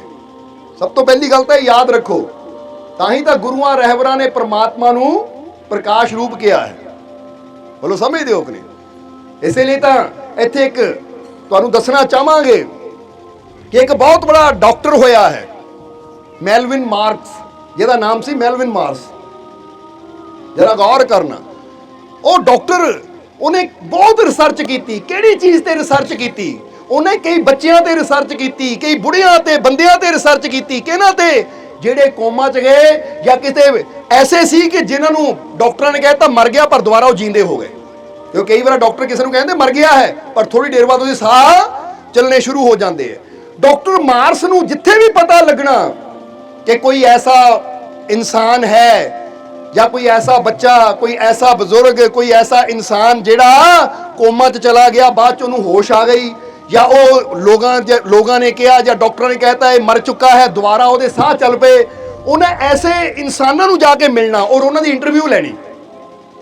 ਔਰ ਡਾਕਟਰ ਮਾਰਸ ਉਹ ਦੱਸਦੇ ਆ, ਉਹਨਾਂ ਨੇ ਇੱਕ ਬੁੱਕ ਵੀ ਲਿਖੀ, ਕਿਤਾਬ ਵੀ ਲਿਖੀ ਇਸ ਚੀਜ਼ ਦੇ ਉੱਪਰ, ਕਿ ਉਹ ਦੱਸਦੇ ਆ ਕਿ ਇੰਨੀ ਰਿਸਰਚ ਤੋਂ ਬਾਅਦ, ਕਿੰਨੇ ਸੌ ਆਦਮੀਆਂ ਨੂੰ ਮਿਲਣ ਤੋਂ ਬਾਅਦ, ਜਦੋਂ ਉਹਨਾਂ ਨੇ ਸਾਰਿਆਂ ਨੂੰ ਮਿਲੇ, ਰਿਸਰਚ ਕੀਤੀ, ਤਾਂ ਉਹਨਾਂ ਨੇ ਇੱਕ ਤੱਤ ਕੱਢਿਆ। ਤੱਤ ਦਾ ਮਤਲਬ ਉਹਨਾਂ ਨੇ ਇੱਕ ਚੀਜ਼ ਲਿਖੀ ਕਿ ਜਿਹਨਾਂ ਨੂੰ ਵੀ ਪੁੱਛਿਆ ਮਾਰਸ ਨੇ ਕਿ ਭਾਈ ਮਰਨ ਤੋਂ ਬਾਅਦ ਤੁਹਾਨੂੰ ਕੀ ਦਿਸਿਆ, ਜਦੋਂ ਤੁਹਾਡੀ ਆਤਮਾ ਥੋੜੀ ਦੇਰ ਵਾਸਤੇ ਸਰੀਰ ਚੋਂ ਨਿਕਲ ਗਈ ਸੀ, ਚਲੋ ਦੁਬਾਰਾ ਸਵਾਸ ਆ ਗਏ ਤੁਹਾਡੇ, ਜਾਂ ਤੁਸੀਂ ਕੋਮਾ 'ਚ ਚਲੇ ਗਏ ਸੀ ਔਰ ਦੁਬਾਰਾ ਤੁਹਾਨੂੰ ਇਹ ਦੁਨੀਆ ਤੇ ਆਉਣ ਦਾ ਮੌਕਾ ਮਿਲਿਆ, ਤੁਸੀਂ ਬੋਲਣਾ ਚੱਲਣਾ ਸ਼ੁਰੂ ਕੀਤਾ, ਤਾਂ ਤੁਸੀਂ ਦੇਖਿਆ ਕੀ? ਕਹਿੰਦੇ ਸਾਰਿਆਂ ਨੂੰ ਪੁੱਛਦੇ ਸੀ ਉਹਨਾਂ ਦੇ ਅਨੁਭਵ ਕਿ ਅੱਗੇ ਫੀਲ ਕੀ ਕੀਤਾ, ਤਾਂ ਉਹਨਾਂ ਸਾਰਿਆਂ ਨੇ ਇੱਕੋ ਹੀ ਗੱਲ ਕਹੀ। ਯਾਨੀ ਦੱਸਿਆ ਤਾਂ ਬਹੁਤ ਕੁਝ, ਪਰ ਇੱਕ ਗੱਲ ਸੀ ਜਿਹੜੀ ਸਾਰਿਆਂ ਦੀ ਮਿਲਦੀ ਸੀ। ਉਹ ਕਿਹੜੀ ਸੀ? ਡਾਕਟਰ ਮਾਰਸ ਕਹਿੰਦੇ ਸਾਰੇ ਇਹੀ ਗੱਲ ਕਹਿੰਦੇ ਸੀ ਕਿ ਜਦੋਂ ਸਾਡੀ ਅੱਖ ਬੰਦ ਹੋਈ ਤਾਂ ਅੱਗੇ ਅਸੀਂ ਬਹੁਤ ਬੜਾ ਪ੍ਰਕਾਸ਼ ਦੇਖਿਆ। ਕੀ ਦੇਖਿਆ? ਕਿ ਬਹੁਤ ਬੜਾ ਪ੍ਰਕਾਸ਼ ਦੇਖਿਆ ਅਸੀਂ, ਜਿੱਥੇ ਇੰਨਾ ਪ੍ਰਕਾਸ਼ ਸੀ ਕਿ ਚਾਰੋਂ ਤਰਫ ਨੂਰ ਹੀ ਨੂਰ, ਚਾਰੋਂ ਤਰਫ ਰੋਸ਼ਨੀ ਰੋਸ਼ਨੀ। ਕਹਿੰਦੇ ਹਰ ਇਨਸਾਨ ਨੇ, ਚਾਹੇ ਬੱਚਾ ਸੀ, ਚਾਹੇ ਬਜ਼ੁਰਗ ਸੀ, ਚਾਹੇ ਕੋਈ ਜਵਾਨ ਸੀ, ਜਿਹਦੀ ਵੀ ਡੈਥ ਤੋਂ ਬਾਅਦ ਦੁਬਾਰਾ ਲਾਈਫ ਮਿਲੀ ਜਿਹਨੂੰ, ਉਹਨੇ ਇੱਕੋ ਹੀ ਗੱਲ ਕਹੀ ਕਿ ਅੱਗੇ ਪ੍ਰਕਾਸ਼ ਦੇਖਿਆ ਮੈਂ। ਤਾਂ ਡਾਕਟਰ ਮਾਰਸ ਦੱਸਦੇ ਹੈ ਕਿ ਇਹਦਾ ਮਤਲਬ ਹੈ ਕਿ ਜਿਸ ਮੌਤ ਤੋਂ ਅਸੀਂ ਡਰਦੇ ਆ ਨਾ, ਉਹ ਦਰਅਸਲ ਮੌਤ ਅੰਤ ਨਹੀਂ ਹੈ, ਬਲਕਿ ਇੱਕ ਨਵੀਂ ਜ਼ਿੰਦਗੀ ਦੀ ਸ਼ੁਰੂਆਤ ਹੈ। ਸਮਝਦੇ ਹੋ ਕਿ ਨਹੀਂ? ਬੰਦਾ ਜਿਸ ਤੋਂ ਡਰਦਾ ਨਾ, ਮੌਤ ਨੂੰ ਬੰਦੇ ਨੇ ਕਿੱਦਾਂ ਬਣਾਇਆ ਹੁੰਦਾ ਹੈ ਕਿ ਲੈ ਵੀ ਉੱਥੇ ਬੜਾ ਅੰਧੇਰਾ ਹੋਣਾ ਹੈ, ਬੜਾ ਏਦਾਂ ਹੋਣਾ ਹੈ, ਕਿਤੇ ਜਮਦੂਤ ਨਾ ਆ ਜਾਣ, ਇਹ ਨਾ ਹੋਵੇ, ਬੋ ਨਾ, ਬੜਾ ਡਰਿਆ ਹੋਇਆ ਬੰਦਾ ਮ੍ਰਿਤਿੂ ਤੋਂ। ਉਹ ਕਹਿੰਦੇ ਇੰਨੇ ਆਦਮੀਆਂ ਦੀ ਖੋਜ ਤੋਂ ਬਾਅਦ, ਉਹਨਾਂ ਦੀ ਰਿਸਰਚ ਤੋਂ ਬਾਅਦ, ਕਿਉਂਕਿ ਇੱਕ ਬੰਦਾ ਕਹਿੰਦਾ ਪ੍ਰਕਾਸ਼ ਹੈ ਤਾਂ ਮੰਨ ਲੈਂਦੇ ਇਹਨੂੰ ਭੁਲੇਖਾ ਲੱਗਾ, ਪਰ ਹਰ ਇਨਸਾਨ ਨੇ, ਬੱਚੇ ਤੋਂ ਲੈ ਕੇ ਬਜ਼ੁਰਗ ਤੱਕ ਨੇ, ਹਰ ਉਮਰ ਦੇ ਨੂੰ ਮੈਂ ਪੁੱਛਿਆ। ਨਹੀਂ ਤਾਂ ਬੰਦਾ ਕਹਿੰਦਾ ਬਜ਼ੁਰਗ ਕਹਿ ਦਿੰਦਾ ਹੈ, ਤਾਂ ਬੱਚੇ, ਐਸੇ ਬੱਚੇ ਜਿਹੜੇ 10-10 ਸਾਲ ਦੇ ਸੀ, 15-15 ਸਾਲ ਦੇ ਸੀ, ਉਹਨਾਂ ਨੇ ਵੀ ਇਹੀ ਗੱਲ ਕਹੀ ਕਿ ਅੱਗੇ ਵੀ ਇਹੀ ਪ੍ਰਕਾਸ਼ ਦੇਖਿਆ। ਹੁਣ ਉਹਨਾਂ ਨੇ ਉੱਥੋਂ ਕਿਹਾ ਕਿ ਮੌਤ ਜੀਵਨ ਦਾ ਅੰਤ ਨਹੀਂ ਹੈ, ਮੌਤ ਨਵੇਂ ਜੀਵਨ ਦੀ ਸ਼ੁਰੂਆਤ ਹੈ। ਜਦੋਂ ਅਸੀਂ ਇਹ ਚੀਜ਼ ਨੂੰ ਜੀਂਦੇ ਜੀ ਮੈਡੀਟੇਸ਼ਨ ਦੇ ਜ਼ਰੀਏ, ਧਿਆਨ ਦੇ ਜ਼ਰੀਏ ਸਮਝ ਲੈਂਦੇ ਆ, ਤਾਂ ਫਿਰ ਹੁੰਦਾ ਕੀ ਹੈ? ਫਿਰ ਹੁੰਦਾ ਇਹ ਹੈ ਕਿ ਸਾਡਾ ਮੌਤ ਦਾ ਡਰ ਖਤਮ ਹੋ ਜਾਂਦਾ ਹੈ। ਜਿਹੜੀ ਆਪਣੀ એનર્ਜੀ, ਜਿਹੜੀ ਆਪਣੀ ਸ਼ਕਤੀ ਅਸੀਂ ਮੌਤ ਦੇ ਡਰ ਕਰਕੇ ਉਹ ਡਰਨ ਵਿੱਚ ਲਾਉਂਦੇ ਆ, ਫਿਰ ਉਹੀ ਸ਼ਕਤੀ ਸਾਡੀ ਇਹ ਜੀਵਨ ਨੂੰ ਬਿਹਤਰ ਬਣਾਉਣ ਵਿੱਚ ਲੱਗ ਜਾਂਦੀ ਹੈ। ਕਿਉਂਕਿ ਕਈ ਬੰਦੇ ਡਰ ਕੇ ਆਪਣੀ ਸਾਰੀ ਸ਼ਕਤੀ ਉਹਦੇ ਡਰਨ ਵਿੱਚ ਹੀ ਗਵਾ ਦਿੰਦੇ ਆ। ਸਮਝਦੇ ਹੋ ਕਿ ਨਹੀਂ? ਇਹ ਡਰਨ ਵਾਸਤੇ ਵੀ ਸ਼ਕਤੀ ਚਾਹੀਦੀ ਹੈ। ਜਦੋਂ ਬੰਦਾ ਡਰਦਾ, ਇਕੱਠਾ ਜਿਹਾ ਹੋ ਜਾਂਦਾ ਬੰਦਾ, ਹੋ ਜਾਂਦਾ ਕਿ ਨਹੀਂ? ਹੱਥ ਪੈਰ ਕੰਬਦੇ ਹੈ। ਉਹ ਕਹਿੰਦੇ ਡਰ ਦੀਆਂ ਸੋਚਾਂ ਸੋਚ ਕੇ ਉਹ ਸਾਰੀ એનર્ਜੀ ਜਿਹੜੀ ਹੁੰਦੀ ਹੈ ਵੇਸਟ ਕਰ ਦਿੰਦਾ। ਜਦੋਂ ਇਨਸਾਨ ਦੇ ਅੰਦਰੋਂ ਮੌਤ ਦਾ ਡਰ ਨਿਕਲ ਜਾਂਦਾ ਹੈ ਔਰ ਇਹ ਯਾਦ ਰੱਖਦਾ ਹੈ ਕਿ ਮੈਂ ਅੰਮ੍ਰਿਤ ਦੇ ਦਾਤੇ ਦਾ ਬੱਚਾ ਹਾਂ, ਜਿਹੜਾ ਅੰਮ੍ਰਿਤ ਦਾ ਦਾਤਾ ਮਤਲਬ ਜੋ ਮ੍ਰਿਤਿੂ ਤੋਂ ਪਾਰ ਹੈ, ਉਹ ਮੇਰੇ ਅੰਦਰ ਕੰਮ ਕਰ ਰਿਹਾ ਹੈ ਔਰ ਇਹ ਮੌਤ ਨਹੀਂ ਹੈ, ਮੇਰੇ ਅਗਲੇ ਜੀਵਨ ਦੀ ਸ਼ੁਰੂਆਤ ਹੈ। ਤਾਂ ਫਿਰ ਉਹ ਆਪਣੇ ਇਹ ਜੀਵਨ ਨੂੰ ਬਿਹਤਰ ਬਣਾਉਣ ਵਾਸਤੇ ਮਿਹਨਤ ਕਰਦਾ ਤਾਂ ਕਿ ਅਗਲੇ ਜੀਵਨ 'ਚ ਮੈਂ ਬਿਹਤਰ ਹੋ ਸਕਾਂ, ਤਾਂ ਕਿ ਅਗਲੇ ਜੀਵਨ 'ਚ ਮੈਂ ਅੱਛਾ ਹੋ ਸਕਾਂ। ਕਿਉਂਕਿ ਜਿਹੜਾ ਇਸ ਜੀਵਨ ਨੂੰ ਬਿਹਤਰ ਬਣਾ ਲੈਂਦਾ ਹੈ, ਜਿੱਦਾਂ ਇਹਨੂੰ ਸਮਝ ਲਓ ਕਿ ਜਿਹੜਾ ਬੱਚਾ ਪੂਰੇ ਸਾਲ ਮਿਹਨਤ ਕਰਕੇ, ਅੱਛੀ ਪੜ੍ਹਾਈ ਕਰਕੇ ਅੱਛਾ ਪੇਪਰ ਦਿੰਦਾ ਹੈ, ਤਾਂ ਉਹਨੂੰ ਅਗਲੀ ਕਲਾਸ ਵੀ ਬਿਹਤਰ ਮਿਲ ਜਾਂਦੀ, ਯਾਨੀ ਅੱਗੇ ਜਾਂਦਾ ਹੈ। ਉਹ ਕਹਿੰਦੇ ਇਹ ਜੀਵਨ ਵੀ ਸਾਨੂੰ ਇਸ ਤਰ੍ਹਾਂ ਮਿਲਿਆ ਹੈ ਕਿ ਅਸੀਂ ਅਗਰ ਇਹ ਜੀਵਨ ਨੂੰ ਬਿਹਤਰ ਬਣਾਉਂਦੇ ਆ ਤਾਂ ਸਾਨੂੰ ਅਗਲਾ ਜੀਵਨ ਹੋਰ ਵੀ ਬਿਹਤਰ ਮਿਲਦਾ ਹੈ, ਯਾਨੀ ਅੱਗੇ ਸਾਡੀ ਸਟੇਜ ਹੋਰ ਵੀ ਉੱਚੀ ਹੋ ਜਾਂਦੀ ਹੈ। ਤਾਂ ਜੇ ਅਸੀਂ ਇਸੇ ਜੀਵਨ ਨੂੰ ਬਿਹਤਰ ਨਹੀਂ ਬਣਾਉਂਦੇ ਜਾਂ ਇਸੇ ਜੀਵਨ ਨੂੰ ਸੰਭਾਲ ਨਹੀਂ ਪਾਉਂਦੇ, ਇਹਨੂੰ ਇਦਾਂ ਵੀ ਸਮਝ ਲਓ, ਇੱਕ ਛੋਟੀ ਜਿਹੀ ਮਿਸਾਲ ਦੇਵਾਂਗੇ ਕਿ ਫਰਜ਼ ਕਰੋ ਤੁਹਾਡੇ 4 ਬੱਚੇ ਹੈ, ਤੁਸੀਂ ਚਾਰਾਂ ਬੱਚਿਆਂ ਨੂੰ 100-100 ਰੁਪਇਆ ਦਿੰਦੇ ਹੋ। ਹੁਣ 100-100 ਰੁਪਇਆ ਦਿੰਦੇ ਹੋ ਕਿ ਬੇਟਾ ਇਹਨੂੰ ਸੰਭਾਲ ਕੇ ਰੱਖਣਾ ਹੈ। ਹੁਣ ਚਾਰਾਂ ਬੱਚਿਆਂ ਨੂੰ 100-100 ਦਿੰਦੇ ਹੋ, ਇੱਕ ਬੱਚਾ ਉਹ 100 ਰੁਪਇਆ ਟੌਫੀਆਂ 'ਚ ਉਡਾ ਦਿੰਦਾ ਹੈ, ਦੂਜਾ ਬੱਚਾ ਚਾਕਲੇਟਾਂ 'ਚ ਉਡਾ ਦਿੰਦਾ ਹੈ, ਤੀਜਾ ਗਵਾ ਦਿੰਦਾ ਹੈ, ਤਾਂ ਚੌਥਾ ਉਹਨੂੰ ਸੰਭਾਲ ਕੇ ਰੱਖਦਾ ਹੈ। ਔਰ ਕੀ ਕਰਦਾ, ਉਹ ਦੇਖਦਾ 100 ਰੁਪਇਆ ਅਗਰ ਮੈਂ 100 ਦੀ ਚੀਜ਼ ਖਰੀਦਾਂ ਔਰ ਇਹਨੂੰ ਕਿਤੇ ਹੋਰ ਵੇਚਾਂ ਤਾਂ ਮੈਨੂੰ 110 ਹੋ ਸਕਦੇ, ਯਾਨੀ 10 ਰੁਪਏ ਦਾ ਫਾਇਦਾ ਹੋ ਸਕਦਾ ਹੈ। ਕਿਉਂਕਿ ਇੱਦਾਂ ਹੀ ਕਰਦੇ ਨਾ ਸਬਜ਼ੀ ਵਾਲੇ, ਫਰੂਟ ਵਾਲੇ, ਕਿ ਚੀਜ਼ ਲਿਆਣੀ ਹੈ 15 ਰੁਪਏ ਕਿਲੋ, 20 ਰੁਪਏ ਕਿਲੋ, ਤਾਂ ਵੇਚਣੀ 30-35 ਰੁਪਏ ਕਿਲੋ। ਹੁਣ ਉਹ ਚੌਥੇ ਬੱਚੇ ਨੇ ਕੀ ਕੀਤਾ, ਉਹਨੇ ਉਹ 100 ਰੁਪਏ ਨੂੰ ਲੈ ਕੇ ਨਾ ਏਦਾਂ ਕਿਤੇ ਲਾ ਦਿੱਤਾ, ਤਾਂ 1-2 ਸੌਦੇ ਕਰਨ 'ਚ ਉਹ 100 ਦਾ 200 ਹੋ ਗਿਆ। ਹੁਣ ਜਦੋਂ ਬਾਪ ਮਹੀਨੇ ਬਾਅਦ ਪੁੱਛਿਆ, ਹਾਂ ਵੀ ਦੱਸੋ ਤੁਹਾਨੂੰ 100 ਰੁਪਏ ਦਿੱਤਾ ਸੀ, ਕਿੱਥੇ ਹੈ? ਤਾਂ ਇੱਕ ਬੱਚਾ ਕਹਿੰਦਾ, ਡੈਡੀ ਮੈਂ ਤਾਂ ਚਾਕਲੇਟਾਂ ਖਾ ਲਈਆਂ। ਦੂਜਾ ਕਹਿੰਦਾ, ਡੈਡੀ ਮੈਂ ਆਪਣੇ ਦੋਸਤਾਂ ਨਾਲ ਮਿਲ ਕੇ ਉਹਨੂੰ ਖਰਾਬ ਕਰ ਦਿੱਤਾ, ਯਾਨੀ ਦੋਸਤਾਂ 'ਚ ਪਾਰਟੀ ਬੂਟੀ ਕਰ ਲਈ। ਤੀਜੇ ਨੂੰ ਪੁੱਛਿਆ, ਤੇਕੋ? ਕਹਿੰਦੇ ਮੇਰੇ ਕੋਲ ਗਵਾਚ ਗਿਆ, ਯਾਨੀ ਮੈਂ ਸੰਭਾਲ ਹੀ ਨਹੀਂ ਪਾਇਆ, ਜੇਬ 'ਚੋਂ ਡਿੱਗ ਗਿਆ ਕਿਤੇ। ਚੌਥੇ ਨੂੰ ਪੁੱਛਿਆ, ਜਦੋਂ ਚੌਥੇ ਨੂੰ ਪੁੱਛਿਆ ਕਿੱਥੇ ਹੈ, ਉਹਨੇ ਜੇਬ 'ਚੋਂ 2 ਨੋਟ ਕੱਢ ਕੇ ਬਾਪ ਦੇ ਹੱਥ ਰੱਖੇ, ਕਿ ਲਓ ਪਿਤਾ ਜੀ ਤੁਸੀਂ 1 ਦਿੱਤਾ ਸੀ, ਮੈਂ ਤੁਹਾਨੂੰ 2 ਦੇ ਰਿਹਾ। ਹੁਣ ਬਾਪ ਨੇ ਜਦੋਂ ਆਪਣਾ ਧਨ ਦੇਣਾ ਹੈ, ਫਰਜ਼ ਕਰੋ ਬਾਪ ਕੋਲ 10 ਕਰੋੜ ਰੁਪਇਆ ਹੈ, ਹੁਣ ਬਾਪ ਨੇ ਦੇਣਾ ਕਿਹਦੇ ਹਵਾਲੇ ਕਰਨਾ ਹੈ? ਬਾਪ ਨੂੰ ਕਿਤੇ ਵਿਸ਼ਵਾਸ ਹੈ, ਉਹਨੂੰ ਪਤਾ ਹੈ ਕਿ ਜਿਹੜਾ 100 ਰੁਪਏ ਨੂੰ ਸੰਭਾਲ ਨਾ ਸਕਿਆ, 100 ਰੁਪਏ ਨੇ ਜਿਹੜਾ ਟੌਫੀਆਂ ਚਾਕਲੇਟਾਂ 'ਚ ਲਾਤਾ, ਇਹਨੂੰ ਆਪਾਂ ਜ਼ਿਆਦਾ ਦੇ ਦੇਵਾਂਗੇ ਨਾ, ਉਹ ਵੀ ਇੱਦਾਂ ਹੀ ਗੁਲਾਉਣਾ ਹੈ ਕਿ ਮਿਲ ਗਿਆ ਤੈਨੂੰ, ਕਦੀ ਆਹ ਖਰੀਦ ਲਵਾਂ, ਕਦੀ ਉਹ ਖਰੀਦ ਲਵਾਂ। ਤਾਂ ਦੂਜੇ ਨੂੰ ਅਗਰ ਮੈਂ ਦੇ ਦਿੱਤਾ ਤਾਂ ਦੂਜੇ ਨੇ ਕੀ ਕਹਿਣਾ ਹੈ, ਜੇ ਉਹਨਾਂ 100 ਰੁਪਇਆ 11 ਦੋਸਤਾਂ ਦੇ ਲੁਟਾ ਦਿੱਤਾ, ਉਹਨਾਂ ਕਹਿਣਾ ਆਜੋ ਭਾਈ ਹੁਣ ਤਾਂ ਲੱਖਾਂ ਆ, ਕਰੋੜਾਂ ਹੀ ਆ ਜਾਓ, ਇੱਥੇ ਚੱਲਦੇ ਉੱਥੇ ਚੱਲਦੇ, ਪਾਰਟੀਆਂ ਕਰ ਕਰਕੇ ਉਹਨਾਂ ਗਵਾ ਦੇਣਾ ਹੈ। ਜੇ ਤੀਸਰੇ ਨੂੰ ਦਿੱਤਾ ਤਾਂ ਤੀਸਰਾ 100 ਦੀ ਸੰਭਾਲ ਨਾ ਕਰ ਸਕੇ ਤਾਂ ਉਹਨੇ ਲੱਖਾਂ ਦੀ ਕੀ ਕਰਨੀ ਹੈ? ਜਿੱਦਾਂ ਸਮਝ ਲਓ ਜਿਹਨੂੰ ਸਾਈਕਲ ਚਲਾਉਣਾ ਨਾ ਆਵੇ ਉਹਨੂੰ ਮੋਟਰਸਾਈਕਲ ਦੇ ਦੋਗੇ ਤੁਸੀਂ? ਕਹਿਣਾ ਲੈ ਤੂੰ ਸਾਈਕਲ ਨਹੀਂ ਚਲਾਉਣਾ ਆਉਂਦਾ ਤੈਨੂੰ ਮੋਟਰਸਾਈਕਲ ਦੇ ਦਈਏ, ਤੈਨੂੰ ਗੱਡੀ ਦੇ ਦਈਏ, ਪਹਿਲਾਂ ਸਾਈਕਲ ਚਲਾਉਣਾ ਸਿੱਖ। ਹੁਣ ਫਿਰ ਚੌਥੇ ਨੂੰ ਇਹਨੂੰ ਅਗਰ ਮੈਂ 10 ਦਊਂਗਾ, ਜੇ ਇਹ 100 ਨੂੰ 200 ਕਰ ਸਕਦਾ ਹੈ ਤਾਂ ਜੇ ਇਹਨੂੰ 10 ਕਰੋੜ ਦਊਂਗਾ 20 ਕਰੋੜ ਜ਼ਰੂਰ ਕਰੇਗਾ। ਇਸ ਲਈ ਬਾਪ ਨੇ ਖੁਸ਼ੀ ਖੁਸ਼ੀ ਉਹ ਚਾਬੀ ਉਹਦੇ ਹੱਥ ਦੇ ਦੇਣੀ ਹੈ ਤੁਯੋਰੀ ਦੀ। ਬਸ ਇਹੀ ਹਾਲਤ ਹੈ। ਪਰਮਾਤਮਾ ਵੀ ਸਾਨੂੰ ਇਹ ਜ਼ਿੰਦਗੀ ਦੇ ਰਿਹਾ ਦੇਖਣ ਵਾਸਤੇ ਕਿ ਮੈਂ ਛੋਟਾ ਜਿਹਾ ਜੀਵਨ ਦਿੰਦਾ 60 70 80 ਸਾਲ ਦਾ ਇਹਨੂੰ, ਕਿਉਂਕਿ ਜਿੰਨਾ ਵੀ ਜੀਵਨ ਹੈ ਤੁਹਾਡਾ, ਚਾਹੇ 10 ਸਾਲ ਦਾ ਹੋਵੇ, 15 ਸਾਲ ਦਾ ਹੋਵੇ, 20 ਸਾਲ ਦਾ ਹੋਵੇ, 50 ਸਾਲ ਦਾ ਹੋਵੇ, 70 80 100 90, ਜਿੰਨਾ ਮਰਜ਼ੀ ਜੀਵਨ ਹੋਵੇ, ਇਹ ਸਮਝ ਲਓ ਰੱਬ ਸਾਨੂੰ ਚੈੱਕ ਕਰ ਰਿਹਾ ਹੈ, ਕਿਉਂਕਿ ਇਹ ਤੋਂ ਬਾਅਦ ਅੱਗੇ ਬਹੁਤ ਬੜਾ ਜੀਵਨ ਹੈ। ਇਸ ਤੋਂ ਬਾਅਦ ਅੱਗੇ ਬਹੁਤ ਬੜਾ ਜੀਵਨ ਹੈ। ਤਾਂ ਹੀ ਤਾਂ ਤੁਸੀਂ ਚਾਹੇ ਕੁਰਾਨ ਨੂੰ ਪੜ੍ਹ ਲਓ, ਚਾਹੇ ਗੀਤਾ ਨੂੰ ਪੜ੍ਹ ਲਓ, ਗੁਰਬਾਣੀ ਨੂੰ ਪੜ੍ਹ ਲਓ, ਬਾਈਬਲ ਨੂੰ ਪੜ੍ਹ ਲਓ, ਉੱਥੇ ਵੀ ਇਹੀ ਗੱਲ ਦੱਸੀ ਹੈ ਕਿ ਪਿਆਰਿਆ ਇਸ ਤੋਂ ਬਾਅਦ ਅੱਗੇ ਵੀ ਇੱਕ ਜੀਵਨ ਹੈ। ਉਹਨੂੰ ਸਵਰਗ ਦਾ ਜੀਵਨ ਕਿਹਾ ਜਾਂਦਾ, ਜੰਨਤ ਦਾ ਜੀਵਨ ਕਿਹਾ ਜਾਂਦਾ, ਪਰ ਉਹ ਜੀਵਨ ਹੈ। ਪਰ ਬੰਦੇ ਨੇ ਕੀ ਸਮਝ ਲਿਆ ਕਿ ਉਹ ਜੀਵਨ ਸ਼ਾਇਦ ਇਦਾਂ ਹੋਣਾ ਜਿੱਥੇ ਅਫਸਰਾਵਾਂ ਨੱਚਦੀਆਂ ਹੈ। ਉਹ ਨਹੀਂ, ਅਫਸਰਾਵਾਂ ਨਚਾਉਣ ਵਾਸਤੇ ਰੱਬ ਨੇ ਨਹੀਂ ਉਹ ਜੀਵਨ ਬਣਾਇਆ, ਬਲਕਿ ਤੁਹਾਨੂੰ ਹੋਰ ਬਿਹਤਰ ਜੀਵਨ ਦੇਣਾ ਹੈ ਪਰਮਾਤਮਾ ਨੇ। ਇਹ ਤਾਂ ਤੁਹਾਡਾ ਇੱਕ ਸਮਝ ਲਓ ਛੋਟਾ ਜਿਹਾ ਇਮਤਿਹਾਨ ਹੈ। ਸਮਝ ਲਓ ਸਾਨੂੰ 70 80 ਸਾਲ ਦੀ ਉਮਰ ਦੇ ਕੇ ਪਰਮਾਤਮਾ ਜਾਂਚ ਰਿਹਾ ਹੈ ਕਿ ਜੇ 70 80 ਰੁਪਏ ਇਹਨੂੰ ਦਿੱਤੇ ਆ ਨਾ ਸਾਲਾਂ ਦੇ, ਜੇ ਇਹਨੂੰ ਬੈਟਰ ਕਰ ਦਿੰਦਾ ਹੈ, ਇਹਨੂੰ ਵਧੀਆ ਬਣਾਉਂਦਾ, ਤਾਂ ਫਿਰ ਅੱਗੇ ਵਧਣ ਦੇ ਲਾਇਕ ਆ, ਨਹੀਂ ਤੈਨੂੰ ਦੁਬਾਰਾ ਇੱਥੇ ਹੀ ਲਿਓ। ਤਾਂ ਹੀ ਤਾਂ ਕਹਿੰਦੇ ਆ ਕਿ ਬੰਦਾ ਨਹੀਂ ਤਾਂ 84 ਦੇ ਚੱਕਰ 'ਚ ਇੱਥੇ ਹੀ ਘੁੰਮਦਾ ਰਹਿੰਦਾ, ਔਰ ਉਦੋਂ ਤੱਕ ਘੁੰਮਦਾ ਰਹਿਣਾ ਜਦ ਤੱਕ ਇਹ ਜੀਵਨ ਨੂੰ ਬੈਸਟ ਬਣਾਉਣ ਦੀ ਖਾਤਰ ਮਿਹਨਤ ਨਹੀਂ ਕਰਦਾ। ਇਸ ਲਈ ਆਪਣੇ ਆਪ ਨੂੰ ਇਹ ਚੈੱਕ ਕਰਨਾ ਹੈ ਕਿ ਮੈਂ ਆਪਣੇ ਜੀਵਨ ਨੂੰ ਅੱਛਾ ਬਣਾਉਣ ਵਾਸਤੇ ਕੀ ਕਰਦਾ ਹਾਂ, ਜਾਂ ਮੈਂ ਸਿਰਫ ਇਹੀ ਕਰਦਾ ਹਾਂ ਸਵੇਰੇ ਉੱਠਿਆ, ਰੋਟੀ ਖਾ ਲਈ, ਦੁਕਾਨ ਤੇ ਚਲਾ ਗਿਆ, ਕੰਮ ਤੇ ਚਲਾ ਗਿਆ, ਬੱਚਿਆਂ ਨੂੰ ਦੇਖ ਲਿਆ, ਬੱਚਿਆਂ ਨੂੰ ਸਕੂਲੇ ਭੇਜ ਦਿੱਤਾ, ਫਿਰ ਆਇਆ, ਫਿਰ ਘਰ-ਬਾਰ ਦੇਖ ਲਿਆ, ਪਰਿਵਾਰ ਨੂੰ ਦੇਖ ਲਿਆ। ਇਹ ਰੋਜ਼ ਇੱਕੋ ਹੀ ਬੰਦਾ ਨਿਯਮ ਦੇ ਨਾਲ ਚੱਲਦਾ, ਪਰ ਇਹ ਸੋਚੋ ਕਿ ਇਹ ਤਾਂ ਮੈਂ ਰੋਜ਼ ਦੀ ਰੂਟੀਨ ਵਰਤ ਰਿਹਾ ਹਾਂ। ਆਪਣੇ ਜੀਵਨ ਨੂੰ ਬਿਹਤਰ ਬਣਾਉਣ ਦੀ ਖਾਤਰ ਮੈਂ ਕੀ ਕਰ ਰਿਹਾ, ਮੈਂ ਕਿੰਨਾ ਕੁ ਮੈਡੀਟੇਸ਼ਨ ਕਰਦਾ, ਕਿੰਨੀ ਕੁ ਮੈਂ ਅੱਛਾਈ ਕਰਦਾ, ਕਿੰਨਾ ਕੁ ਮੈਂ ਗੁਰੂ ਚਰਨਾਂ ਨਾਲ ਜੁੜ ਕੇ ਸੰਤਾਂ ਦੀ ਸੰਗਤ ਵਿੱਚ ਬਹਿ ਕੇ ਕਿੰਨਾ ਕੁ ਮੈਂ ਗਿਆਨ ਸਿੱਖਦਾ ਹਾਂ। ਕਿਉਂਕਿ ਯਾਦ ਰੱਖੋ, ਜਿੰਨਾ ਅਸੀਂ ਸਤਸੰਗ ਵਿੱਚ ਬਹਿ ਕੇ ਸਿੱਖਦੇ ਹਾਂ ਨਾ, ਉਨੀ ਸਾਡੀ ਨੌਲੇਜ, ਸਾਡਾ ਗਿਆਨ ਵੱਧਦਾ ਚਲਾ ਜਾਂਦਾ ਹੈ, ਔਰ ਜਿੰਨੀ ਸਾਡੀ ਸਮਝ ਵੱਧਦੀ ਆ ਉਨਾ ਹੀ ਪਰਮਾਤਮਾ ਦੇ ਨੇੜੇ ਹੁੰਦੇ ਹਾਂ ਅਸੀਂ। ਇਹ ਗੱਲ ਯਾਦ ਰੱਖਣਾ। ਇਹਨੂੰ ਉਸੇ ਤਰ੍ਹਾਂ ਸਮਝ ਲਓ ਕਿ ਜਿੱਦਾਂ ਕੋਈ ਇਨਸਾਨ ਪੜ੍ਹਦਾ ਜਾਂਦਾ, ਮਿਹਨਤ ਕਰਦਾ ਜਾਂਦਾ, ਆਪਣੀ ਡਿਗਰੀ ਦੇ ਨੇੜੇ ਪਹੁੰਚਦਾ ਜਾਂਦਾ ਹੈ। ਜਾਂ ਇਹਨੂੰ ਇਦਾਂ ਸਮਝ ਲਓ, ਇੱਕ ਬੱਚੇ ਨੇ +2 ਦਾ ਸਰਟੀਫਿਕੇਟ ਲੈਣਾ ਹੈ, +2 ਦਾ ਸਰਟੀਫਿਕੇਟ ਲੈਣਾ ਹੈ, ਤਾਂ ਹੁਣ ਉਹ ਪੜ੍ਹਦਾ ਜਾਵੇ, ਪਹਿਲੀ ਤੋਂ ਦੂਜੀ, ਦੂਜੀ ਤੋਂ ਤੀਜੀ, ਤੀਜੀ ਤੋਂ ਚੌਥੀ, ਤੇ ਇਹਦਾ ਮਤਲਬ ਜਿੱਦਾਂ ਜਿੱਦਾਂ ਕਲਾਸ ਵੱਧ ਰਹੀ ਹੈ ਆਪਣੇ ਮੰਜ਼ਿਲ ਦੇ ਨੇੜੇ ਪਹੁੰਚ ਰਿਹਾ ਹੈ। ਤੇ ਇੱਕ ਬੰਦਾ ਪੜ੍ਹੇ ਹੀ ਨਾ ਔਰ ਸੋਚੇ ਮੈਨੂੰ ਇਹ ਸਰਟੀਫਿਕੇਟ ਚਾਹੀਦਾ ਹੈ, ਤਾਂ ਫਿਰ ਭਾਈ 2 ਨੰਬਰ 'ਚ ਬਣ ਸਕਦਾ ਹੈ, ਜਾਲੀ ਮਿਲ ਸਕਦਾ, ਪਰ ਅਸਲੀ ਨਹੀਂ। ਔਰ ਇਹ ਜਾਲੀ ਕੰਮ ਦੁਨੀਆ ਤੇ ਤਾਂ ਚੱਲ ਸਕਦਾ, ਰੱਬ ਦੇ ਘਰ ਉੱਥੇ ਜਾਲੀ ਕੰਮ ਨਹੀਂ ਚੱਲਣਾ, ਉੱਥੇ ਤਾਂ ਅਸਲੀਅਤ ਦੇਖੀ ਜਾਣੀ ਹੈ, ਸੱਚਾਈ ਦੇਖੀ ਜਾਣੀ ਹੈ। ਕਈ ਦੇਖੇ ਨਾ ਇਦਾਂ ਦੇ 10 ਪਾਸ ਨਹੀਂ ਕੀਤੇ, ਕੋਈ ਗੱਲ ਨਹੀਂ, ਇੰਨੇ ਪੈਸੇ ਲੱਗਣੇ, ਸਰਟੀਫਿਕੇਟ ਬਣਾ ਦੇਵਾਂਗੇ, +2 ਦਾ ਬਣਾ ਦੇਵਾਂਗੇ, 10ਵੀਂ ਦਾ ਬਣਾ ਦੇਵਾਂਗੇ, ਕਾਗਜ਼ ਪੱਤਰ ਕਈ ਤਿਆਰ ਹੋ ਜਾਂਦੇ ਇਦਾਂ। ਸਮਝਦੇ ਹੋ ਕਿ ਨਹੀਂ?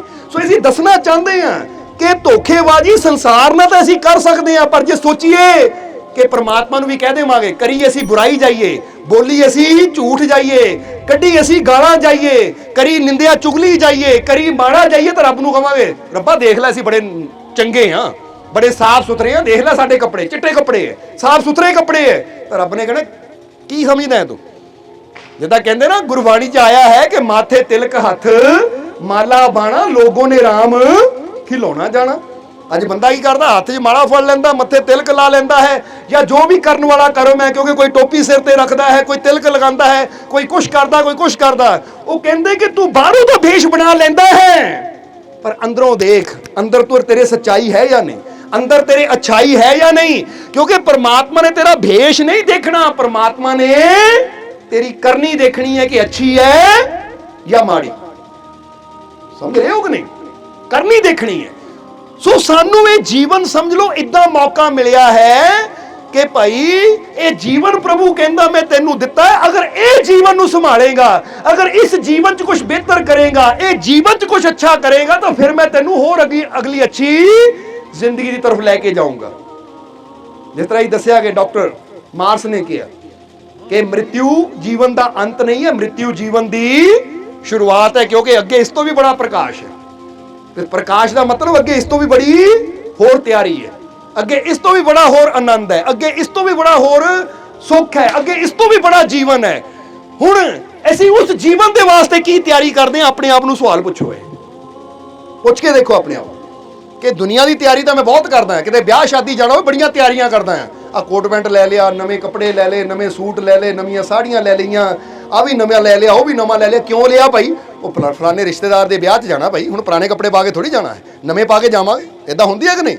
ब्याहां की तैयारी, शादियां की तैयारी, बच्चे का जन्मदिन ओहदी तैयारी, होर घर दे विच दिवाली दशहरा आ जावे वो देखण दी तैयारी, होर सारियां तैयारियां बंदा करदा है। पर जरा पुछो अपने आप नूं, ये जीवन तो बाद का जो जीवन है ਉਹਦੇ वास्ते मैं की तैयारी कर रहा हाँ? अपने मालिक की कृपा नूं प्राप्त करन दी मैं की तैयारी कर रहा हाँ? अपने रब दी रहमतां नूं हासिल करन दी मैं की तैयारी कर रहा हाँ? हुण फर्ज करो, सोचो एक बंदा कहंदा मेरे को इन्ने लाख रुपया, जांदा है बैंक चों 10 लाख रुपया कढ़ा के गड्डी च आ रहा है, और कोले ही गड्डी विच ओहदे कोट पैंट पिया है बड़ा कीमती, कपड़े पे आ बड़े कीमती, सोने चांदी के गहने पे आ बड़े कीमती, पैसा भी गड्डी चाहिए क्योंकि बैंक चो आया, गहने भी बैंक के लॉकर च रखे सी वो भी लैके आया है, कपड़े भी नवे खरीदे है, सब कुछ नवा लैके घर नूं जा रहा है, घर नूं जा रहा है। जरा हुण ध्यान देना, जवाब देना, कहानी है एक पहेली है जिहदा जवाब तुसीं देना है कि जदों बंदा घर नूं जा रहा है, बैंक चों पैसा लैके, गहने लैके, कपड़ा लैके, बड़ा खुशी दे नाल गड्डी चलांदा जा रहा है कि अचानक की हुंदा है, अगे वो ट्रक आंदा और गड्डी दा एक्सीडेंट हो जाता है और बंदे दी उत्थे मौत हो जाती है। हुण लखां दी गड्डी, लखां रुपया गड्डी च, गहने गड्डी च, कपड़े गड्डी च, सब कुछ कीमती तो कीमती पदार्थ गड्डी च, पर हुण ओहदी मौत हो गई है तो नाल की लै गया वो? ये जवाब देना तुसीं। गड्डी नाल लै गया क्योंकि गड्डी दा ट्रक च बज्जी इकट्ठी हो गई, यानी खत्म हो गई। गहने नाल लै गया, गहने दा टैची भी जिहड़ा बॉक्स सी वो भी उत्थे पिया रह गया, जिहड़ा पैसे सी पैसिਆਂ दा बैग वो नाल लै गया, वो भी उत्थे पिया रह गया, जिहड़े नਵੇਂ कीमती कपड़े दुकान तो खरीद के लिआंदे सी वो नाल लै गया। जवाब दिओ कित्थे रह गया? वो भी उत्थे ही रह गया। हुण मर गया, उत्थे नाल की गया? उत्थे ओहदे नाल ओहदे कीते होए जो कर्म सी, जो अच्छाइयां सी या जो बुराइयां सी, उत्थे ओहदे नाल हो गईयां। तां जिहड़ा समझदार इंसान है वो इक्को ही गल कहंदा है कि भाई जे मैं पैसा जोड़दा आ, जे मैं चंगा कपड़ा जोड़दा आ, चंगे गहने जोड़दा है, तां इह भी मेरा फर्ज बनदा चंगे कर्म भी मैं जोड़ा, क्योंकि जदों मेरी मौत अचानक आंदी है तां बाकी सब तां इत्थे रह जाना, जो मेरे अच्छे कर्म जोड़े होए वही मेरे नाल जाने। समझ आ रही कि नहीं? हुण तुसीं अपने आप नूं इह सवाल पुछना है कि मैं ऐसा की जोड़ रहा हाँ, या जो भी मैं जोड़ रहा है कि ऐसा जोड़ रहा जो मैनू अगे बचाएगा, जो मैनू अगे कामयाबी देगा, जो अगे मेरी स्टेज नूं उपर लैके जाएगा। स्टेज का मतलब मैनू कामयाबी दे के मैनू होर इस तो अच्छा जीवन देगा, या मैं वो काम कर रहा जिहड़ा मैनू गिराण वाला है कि दोबारा फिर 84 के चक्कर च ले आएगा। जरा समझना। ताही तां गुरुआं ने फरमान किया, 1,84 जून सवाई मानस को प्रभु ਦੀਏ ਵਡਿਆਈ ਇਸ ਪੌੜੀ ਤੇ ਜੋ ਨਰ ਚੂਕੇ ਆਵੇ ਜਾਵੇ ਸੋ ਦੁਖ ਪਾਈ। ਕਿ ਪ੍ਰਮਾਤਮਾ ਨੇ ਮਨੁੱਖਾ ਯੂਨੀ ਦੇ ਕੇ ਸਭ ਤੋਂ ਉੱਚੀ ਪੌੜੀ ਤੇ ਰੱਖਿਆ ਤੈਨੂੰ, ਪੌੜੇ ਤੇ। ਹੁਣ ਇੱਥੋਂ ਅਗਰ ਗਿਰਦਾ ਹੈ ਤਾਂ ਦੁਬਾਰਾ ਫਿਰ ਚੜ੍ਹਾਈ ਚੜ੍ਹਨੀ ਪੈਣੀ ਹੈ। ਸਮਝਦੇ ਹੋ ਕਿ ਨਹੀਂ? ਜਿੱਦਾਂ ਕਬੀਰ ਸਾਹਿਬ ਨੇ ਵੀ ਕਿਹਾ ਹੈ ਕਿ ਲੱਖਾਂ ਜਨਮ ਤੂੰ ਜਗ ਤੇ ਪਾਏ ਲਿਆ ਨਾ ਹਰ ਕਾ ਨਾਮ। ਉਹ ਕਹੇ ਕਬੀਰ ਜੇ ਜਨਮ ਮਿਲਾ तो आ साहिब के काम, आ साहिब के काम उमरिया बीती जाए, पल पल है अनमोल तू काहे समय गुआए। माटी का ये बना है पिंजरा माटी में मिल जाना, उस साहिब के काम जो आए सफल हुआ जग आना। कहते जग ते आना सफल उन्हां दा हुंदा जिहड़े अपने साहिब दे काम आंदे, अपने मालिक दे काम आंदे है, जिहड़े ओह कर्म करदे जिस च ओह मालिक खुश है। समझदे हो कि नहीं? जैनू इदां दुनियावी तौर पर एक मिसाल दे के समझाइए। एक घर का मालिक है, अमीर आदमी है, वो अपने नौकर नूं पैसे दे के भेजदा है कि जा बई आ बाजार चों आ सौदा खरीद के लियाना है, आ काम करके आना है। हुण नौकर पैसे लैके जाता है, पैसे लैके चला गया, पर जिहड़ा मालिक ने काम किया वो करदा नहीं है और अपने ही खान पान च ऐशो आराम च पैसिਆਂ ਨੂੰ गवा रहा है, लुटा रहा है। और जदों पैसा खत्म हो जाता फिर वापस मालिक दे कोल आंदा है, तो फिर मालिक ने इनाम देना, तरक्की देनी है, की करना है? जरा जवाब दिओ सन, जवाब दिओ की करना है? मालिक ने तरक्की नहीं देनी, सजा देनी है उन्होंने। हो सकता जे मैनेजर होवे तो उन्होंने कहा हुण चपरासी बन जा भाई, क्योंकि तू गिरन वाला काम कीता, उठण वाला काम नहीं कीता। क्योंकि जे प्रमोशन होंदी तो डिमोशन भी हो जाती है। समझदे हो कि नहीं?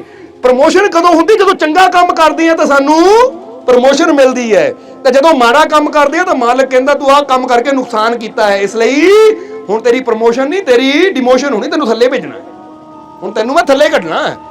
इसी तरह जरा सोचो, एक नौकर नू मालिक समान देण लैण वास्ते पैसा दे के भेजदा, तो जो पैसे नू अपने मतलब ते उड़ाई जावे और मालिक दा काम ना करे तो दोबारा उन्होंने प्रमोशन नहीं मिलनी, तरक्की नहीं मिलनी, बल्कि सजा मिलनी है। अज तुहानू भी स्वांसां दा धन दे के परमात्मा ने दुनिया ते भेजिया कि जाओ ये मेरे बनाए संसार नू सुंदर बनाओ, अच्छा बनाओ। जैनू इदां समझ लो कि तुसी एक नवां घर बनांदे हो तो अपने किसी नौकर नू या किसी कारीगर नू, पेंटर नू पैसा दे दिंदे हो कि लै भाई आ तेरे नाल ठेका कीता, चल लाख रुपए का ठेका लै, लाख जाके मेरे घर नू पेंट पुंट कर दे, जाके घर नू चमका दे। हुण 6 महीने बाद, साल बाद जदों तुसी जाके देखदे हो कि पेंटर ने उत्थे कीता ही कुछ नहीं, उल्टा तुहाडा पैसा खा गया, तो तुसी उहनूं इनाम देना या उत्ते केस करना है, उन्हां लड़ाई करनी है। इसी तरह परमात्मा भी सानू दुनिया ते स्वांसां दा धन दे के भेजदा कि मेरे बनाए संसार नू खुशियां दे रंगां नाल रंग दे, प्यार दे रंगां नाल रंग दे, ताकि जिधर तू जावें खुशियां ही खुशियां होवे। हुण जरा समझो, हुण अगर ऐसी भी दुनिया ते आके इदां दे काम करदे आ, नेकी दे काम करदे आ, जिहदे नाल दूजे नूं भी खुशी मिलदी है, जिहदे नाल संसार भी सुंदर बनदा है, तो फिर परमात्मा कहंदा जो मैं तैनूं धन दे के भेजिया सी समय दा, स्वांसां दा, तू इहदा बहुत अच्छा उपयोग कीता, मैं तेरे तो बहुत खुश हाँ, आ जा हुण तैनूं इस तो चंगी जगह लै जावां। तां जे असीं ਉਹ ਸਵਾਸਾਂ ਦੇ ਧਨ ਨੂੰ ਆਪਣੀਆਂ ਬਸ ਜਿੱਦਾਂ ਕਹਿ ਲਓ ਆਪਣੇ ਨਸ਼ਿਆਂ ਪਿੱਛੇ, ਬੁਰਾਈਆਂ ਪਿੱਛੇ, ਮਾੜੇ ਕਰਮਾਂ ਪਿੱਛੇ, ਝਗੜਿਆਂ ਪਿੱਛੇ, ਕ੍ਰੋਧ ਪਿੱਛੇ, ਨਫ਼ਰਤ ਪਿੱਛੇ ਗਵਾਈ ਜਾਈਏ, ਜ਼ਰਾ ਸਮਝਣਾ ਸਾਰਿਆਂ ਨੇ, ਤਾਂ ਫਿਰ ਪਰਮਾਤਮਾ ਖੁਸ਼ ਨਹੀਂ ਹੋਏਗਾ। ਕਹਿਣਾ ਮੈਂ ਤੈਨੂੰ ਇਹ ਧਨ ਦਿੱਤਾ ਸੀ ਦੁਨੀਆ ਨੂੰ ਸੁੰਦਰ ਬਣਾਉਣ 'ਚ, ਇਹ ਸੰਸਾਰ ਨੂੰ ਸਵਾਰਨ ਵਿੱਚ, ਪਰ ਤੂੰ ਇਹ ਧਨ ਦਾ ਗਲਤ ਉਪਯੋਗ ਕਰਕੇ ਆ। ਕਿਉਂਕਿ ਯਾਦ ਰੱਖੋ ਆ ਜਿਹੜੇ ਪਲ ਪਲ ਹੈ ਨਾ, ਇਹ ਘੜੀਆਂ ਆ, ਇਹ ਸਮਾਂ ਹੈ, ਗੁਜ਼ਰ ਹੀ ਜਾਣਾ ਹੈ। ਇਹਨੂੰ ਤੁਸੀਂ ਪਿਆਰ ਨਾਲ ਵੀ ਗੁਜ਼ਾਰ ਸਕਦੇ ਹੋ, ਤਾਂ ਝਗੜਾ ਕਰਕੇ, ਲੜਾਈ ਕਰਕੇ ਇਦਾਂ ਵੀ ਗੁਜ਼ਾਰ ਸਕਦੇ ਹੋ। ਪਰ ਜਿਹੜਾ ਪਲ ਪਿਆਰ ਨਾਲ ਗੁਜ਼ਰ ਜਾਏਗਾ, ਖੁਸ਼ ਹੋ ਕੇ ਹੱਸਦਿਆਂ ਗੁਜ਼ਰ ਜਾਏਗਾ, ਉਹ ਸਫਲ ਹੈ। ਤਾਂ ਜਿਹੜਾ ਪਲ ਲੜਦਿਆਂ, ਝਗੜਾ ਕਰਦਿਆਂ, ਨਿੰਦਿਆ ਚੁਗਲੀ ਕਰਦਿਆਂ, ਮਾੜਾ ਕਰਮ ਕਰਦਿਆਂ ਗੁਜ਼ਰ ਗਿਆ, ਉਹ ਵਿਅਰਥ ਹੈ। ਹੁਣ ਇਹ ਚੈੱਕ ਤੁਸੀਂ ਕਰਨਾ ਹੈ ਕਿ ਮੈਂ ਆਪਣੇ ਜੀਵਨ ਨੂੰ ਕਿਹਦਾ ਬਣਾ ਰਿਹਾ ਹਾਂ, मैं अपने मालिक दे दिते जीवन नूं सही रास्ते ला रहा है, सही दिशा च ला रहा हाँ, जिहड़ी दिशा मैनूं मेरी मंजिल की तरफ लैके जा रही है, या मैं अपने जीवन नूं व्यर्थ वाले पासे ला रहा है, बुराइयां वाले पासे ला रहा है, जिहड़ी मेरे जीवन नूं दुखां तकलीफां परेशानियां ना भर देवे, कि मैं उस दिशा वाल चल रहा है जो मेरे जीवन नूं बर्बाद कर देवे। थोड़ा जिहा विचार करना है। इसलिए इत्थे कबीर साहब यही गल समझा रहे हैं कि जे जीवन च सुख चाहिए, शांति चाहिए, खुशी चाहिए है, तो ऐ प्यारिया जीवन च ओ कर्म कर जिहड़े कर्म तेरे नाल जाने और तैनूं अगे खुशियां देण वाले है, तेरे जीवन च खुशियां दे रंग भरन वाले है।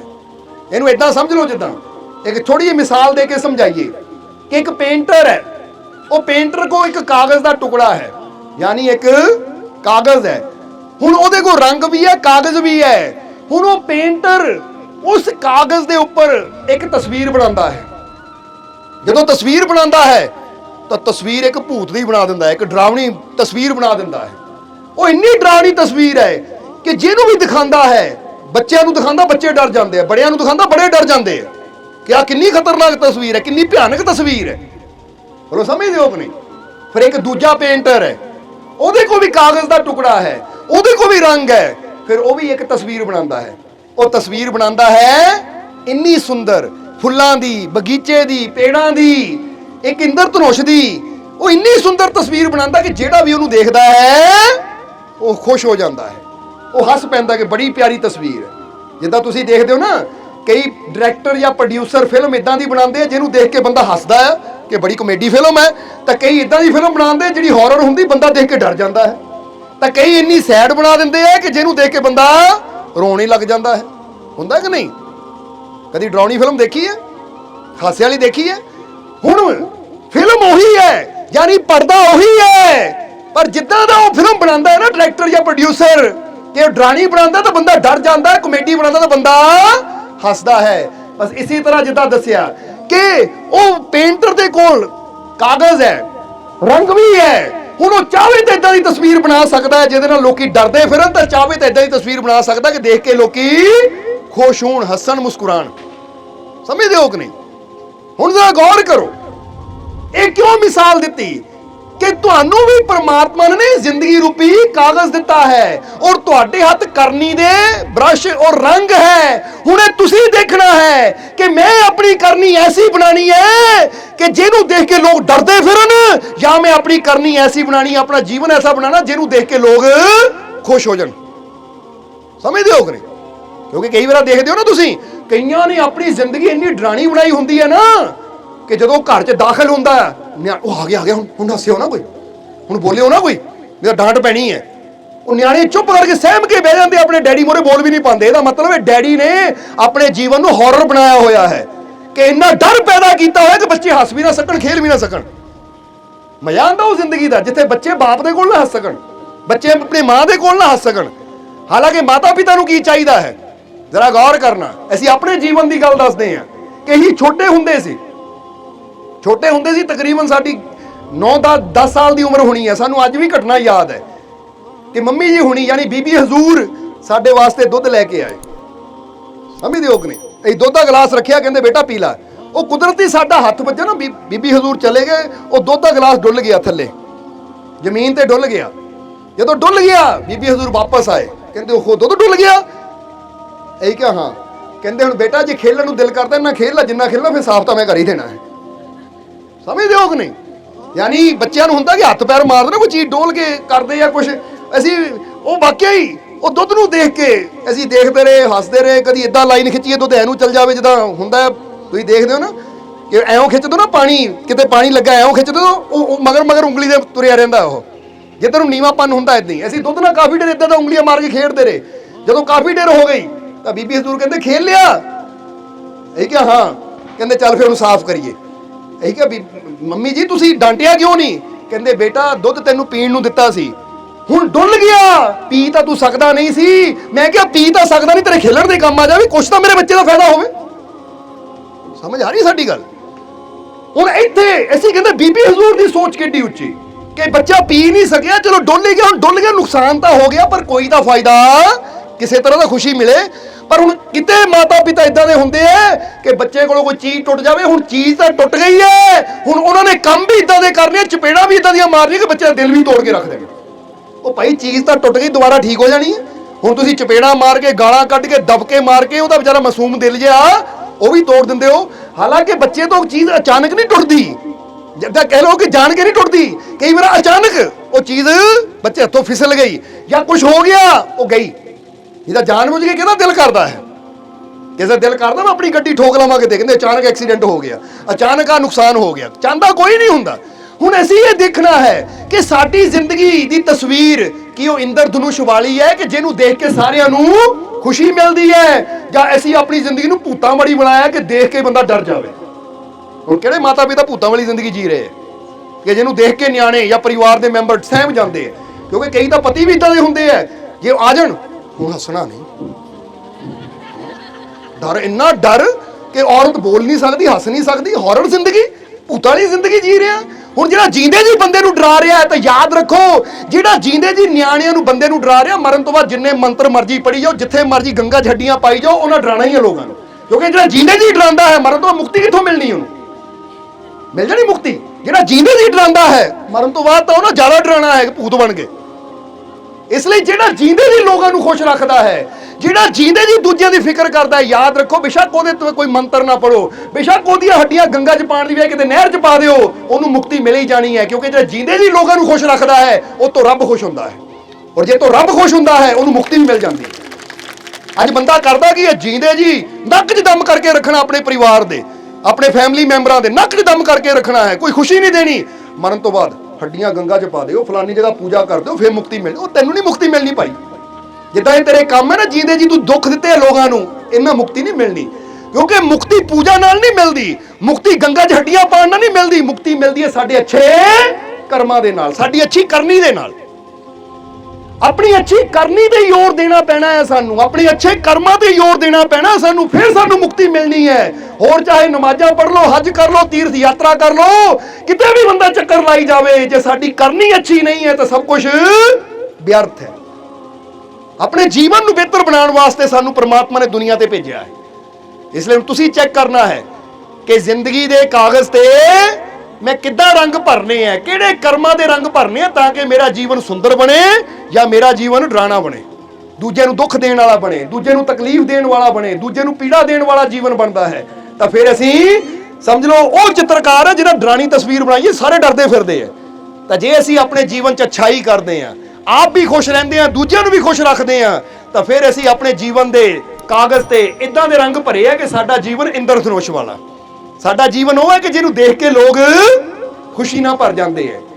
ਸਮਾਂ ਕਿ ਇਦਾਂ ਦੀ ਤੁਹਾਡੀ ਜ਼ਿੰਦਗੀ ਹੋਣੀ ਚਾਹੀਦੀ। ਯਾਦ ਰੱਖੋ, ਫਿਰ ਕਹਾਂਗੇ ਕਿ ਇੱਕ ਜੀਵਨ ਉਹ ਹੁੰਦਾ ਹੈ ਕਿ ਬੰਦਾ ਹੱਸ ਰਿਹਾ, ਜਦੋਂ ਬੰਦਾ ਆਂਦਾ ਨਾ ਡਰਾਣਾ ਜਿਹਾ, ਉਹਦੀ ਹੱਸੀ ਖਤਮ ਹੋ ਜਾਂਦੀ ਹੈ, ਉਹ ਡਰ ਕੇ ਬਹਿ ਜਾਂਦਾ ਹੈ। ਤਾਂ ਦੂਜੇ ਪਾਸੇ ਉਹ ਵੀ ਹੁੰਦਾ ਹੈ ਕਿ ਕੋਈ ਡਰਿਆ ਬੈਠਾ ਹੋਵੇ, ਕੋਈ ਰੋਂਦਾ ਉਦਾਸ ਬੈਠਾ ਹੋਵੇ, ਤਾਂ ਉਹ ਚਲਾ ਜਾਵੇ ਤਾਂ ਉਹਨੂੰ ਦੇਖ ਕੇ ਬੰਦਾ ਡਰ ਦੂਰ ਹੋ ਜਾਂਦਾ ਹੈ।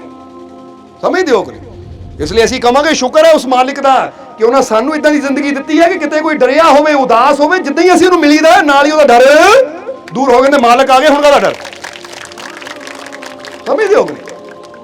ਕਹਿੰਦੇ ਕਿ ਇੱਕ ਜਗ੍ਹਾ ਸਾਡਾ ਜਲੰਧਰ ਦੇ ਲਾਗੇ ਨਾ ਸਤਸੰਗ ਸੀ ਸਾਡਾ, ਉਹ ਬੱਚਾ ਸੀ 10 ਕੁ ਸਾਲ ਦਾ, ਬੜਾ ਡਰਦਾ ਹੁੰਦਾ ਸੀ ਹਨੇਰੇ ਤੋਂ, ਬੜਾ ਡਰਦਾ ਹੁੰਦਾ ਸੀ ਅੰਦਰ ਜਾਣ ਤੋਂ।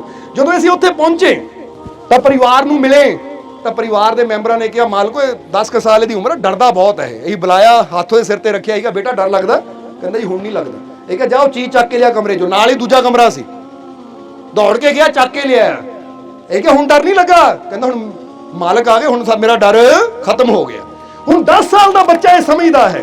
ਸੋ ਜ਼ਿੰਦਗੀ ਤੁਹਾਡੀ ਵੀ ਐਸੀ ਹੋਣੀ ਚਾਹੀਦੀ ਕਿ ਤੁਹਾਨੂੰ ਦੇਖ ਕੇ ਦੂਜੇ ਨੂੰ ਹਿੰਮਤ ਮਿਲੇ, ਦੂਜੇ ਨੂੰ ਹੌਸਲਾ ਮਿਲੇ, ਦੂਜੇ ਨੂੰ ਖੁਸ਼ੀ ਮਿਲੇ ਕਿ ਲੈ ਬਈ ਉਹ ਮੇਰਾ ਸਾਥੀ ਹੈ ਜਿਹੜਾ ਡਰਾਂ ਨੂੰ ਦੂਰ ਕਰਨ ਵਾਲਾ ਹੈ। ਬਲਕਿ ਇਦਾਂ ਦੇ ਸਾਥੀ ਨਾ ਬਣੋ ਕਿ ਅਗਲਾ ਬੰਦਾ ਹੱਸਦਾ ਜਾ ਰਿਹਾ, ਓਏ ਹੱਸਣਾ, ਰੋਣਾ ਪੈਣਾ ਤੈਨੂੰ, ਹੱਸਣਾ ਤੂੰ, ਨਹੀਂ ਤਾਂ ਕੱਲ ਨੂੰ ਰੋਣਾ ਵੀ ਪੈਣਾ ਹੈ। ਹੁਣ ਕੱਲ ਨੂੰ ਰੋਣ ਬਾਰੇ ਸੋਚ ਕੇ ਅੱਜ ਦੀ ਖੁਸ਼ੀ ਨੂੰ ਵੀ ਬੰਦਾ ਗਵਾ ਦਿੰਦਾ ਹੈ। ਕਿਉਂਕਿ ਅਸੀਂ ਕਈ ਵਾਰ ਇਹ ਗੱਲ ਕਹੀ ਹੈ ਕਿ ਕਈ ਕਹਿੰਦੇ ਨਾ ਉਹ ਬਹੁਤਾ ਹੱਸੀ ਦਾ ਨਹੀਂ ਨਾ ਬਾਅਦ ਚੋਂ ਰੋਣਾ ਪੈਂਦਾ ਹੈ।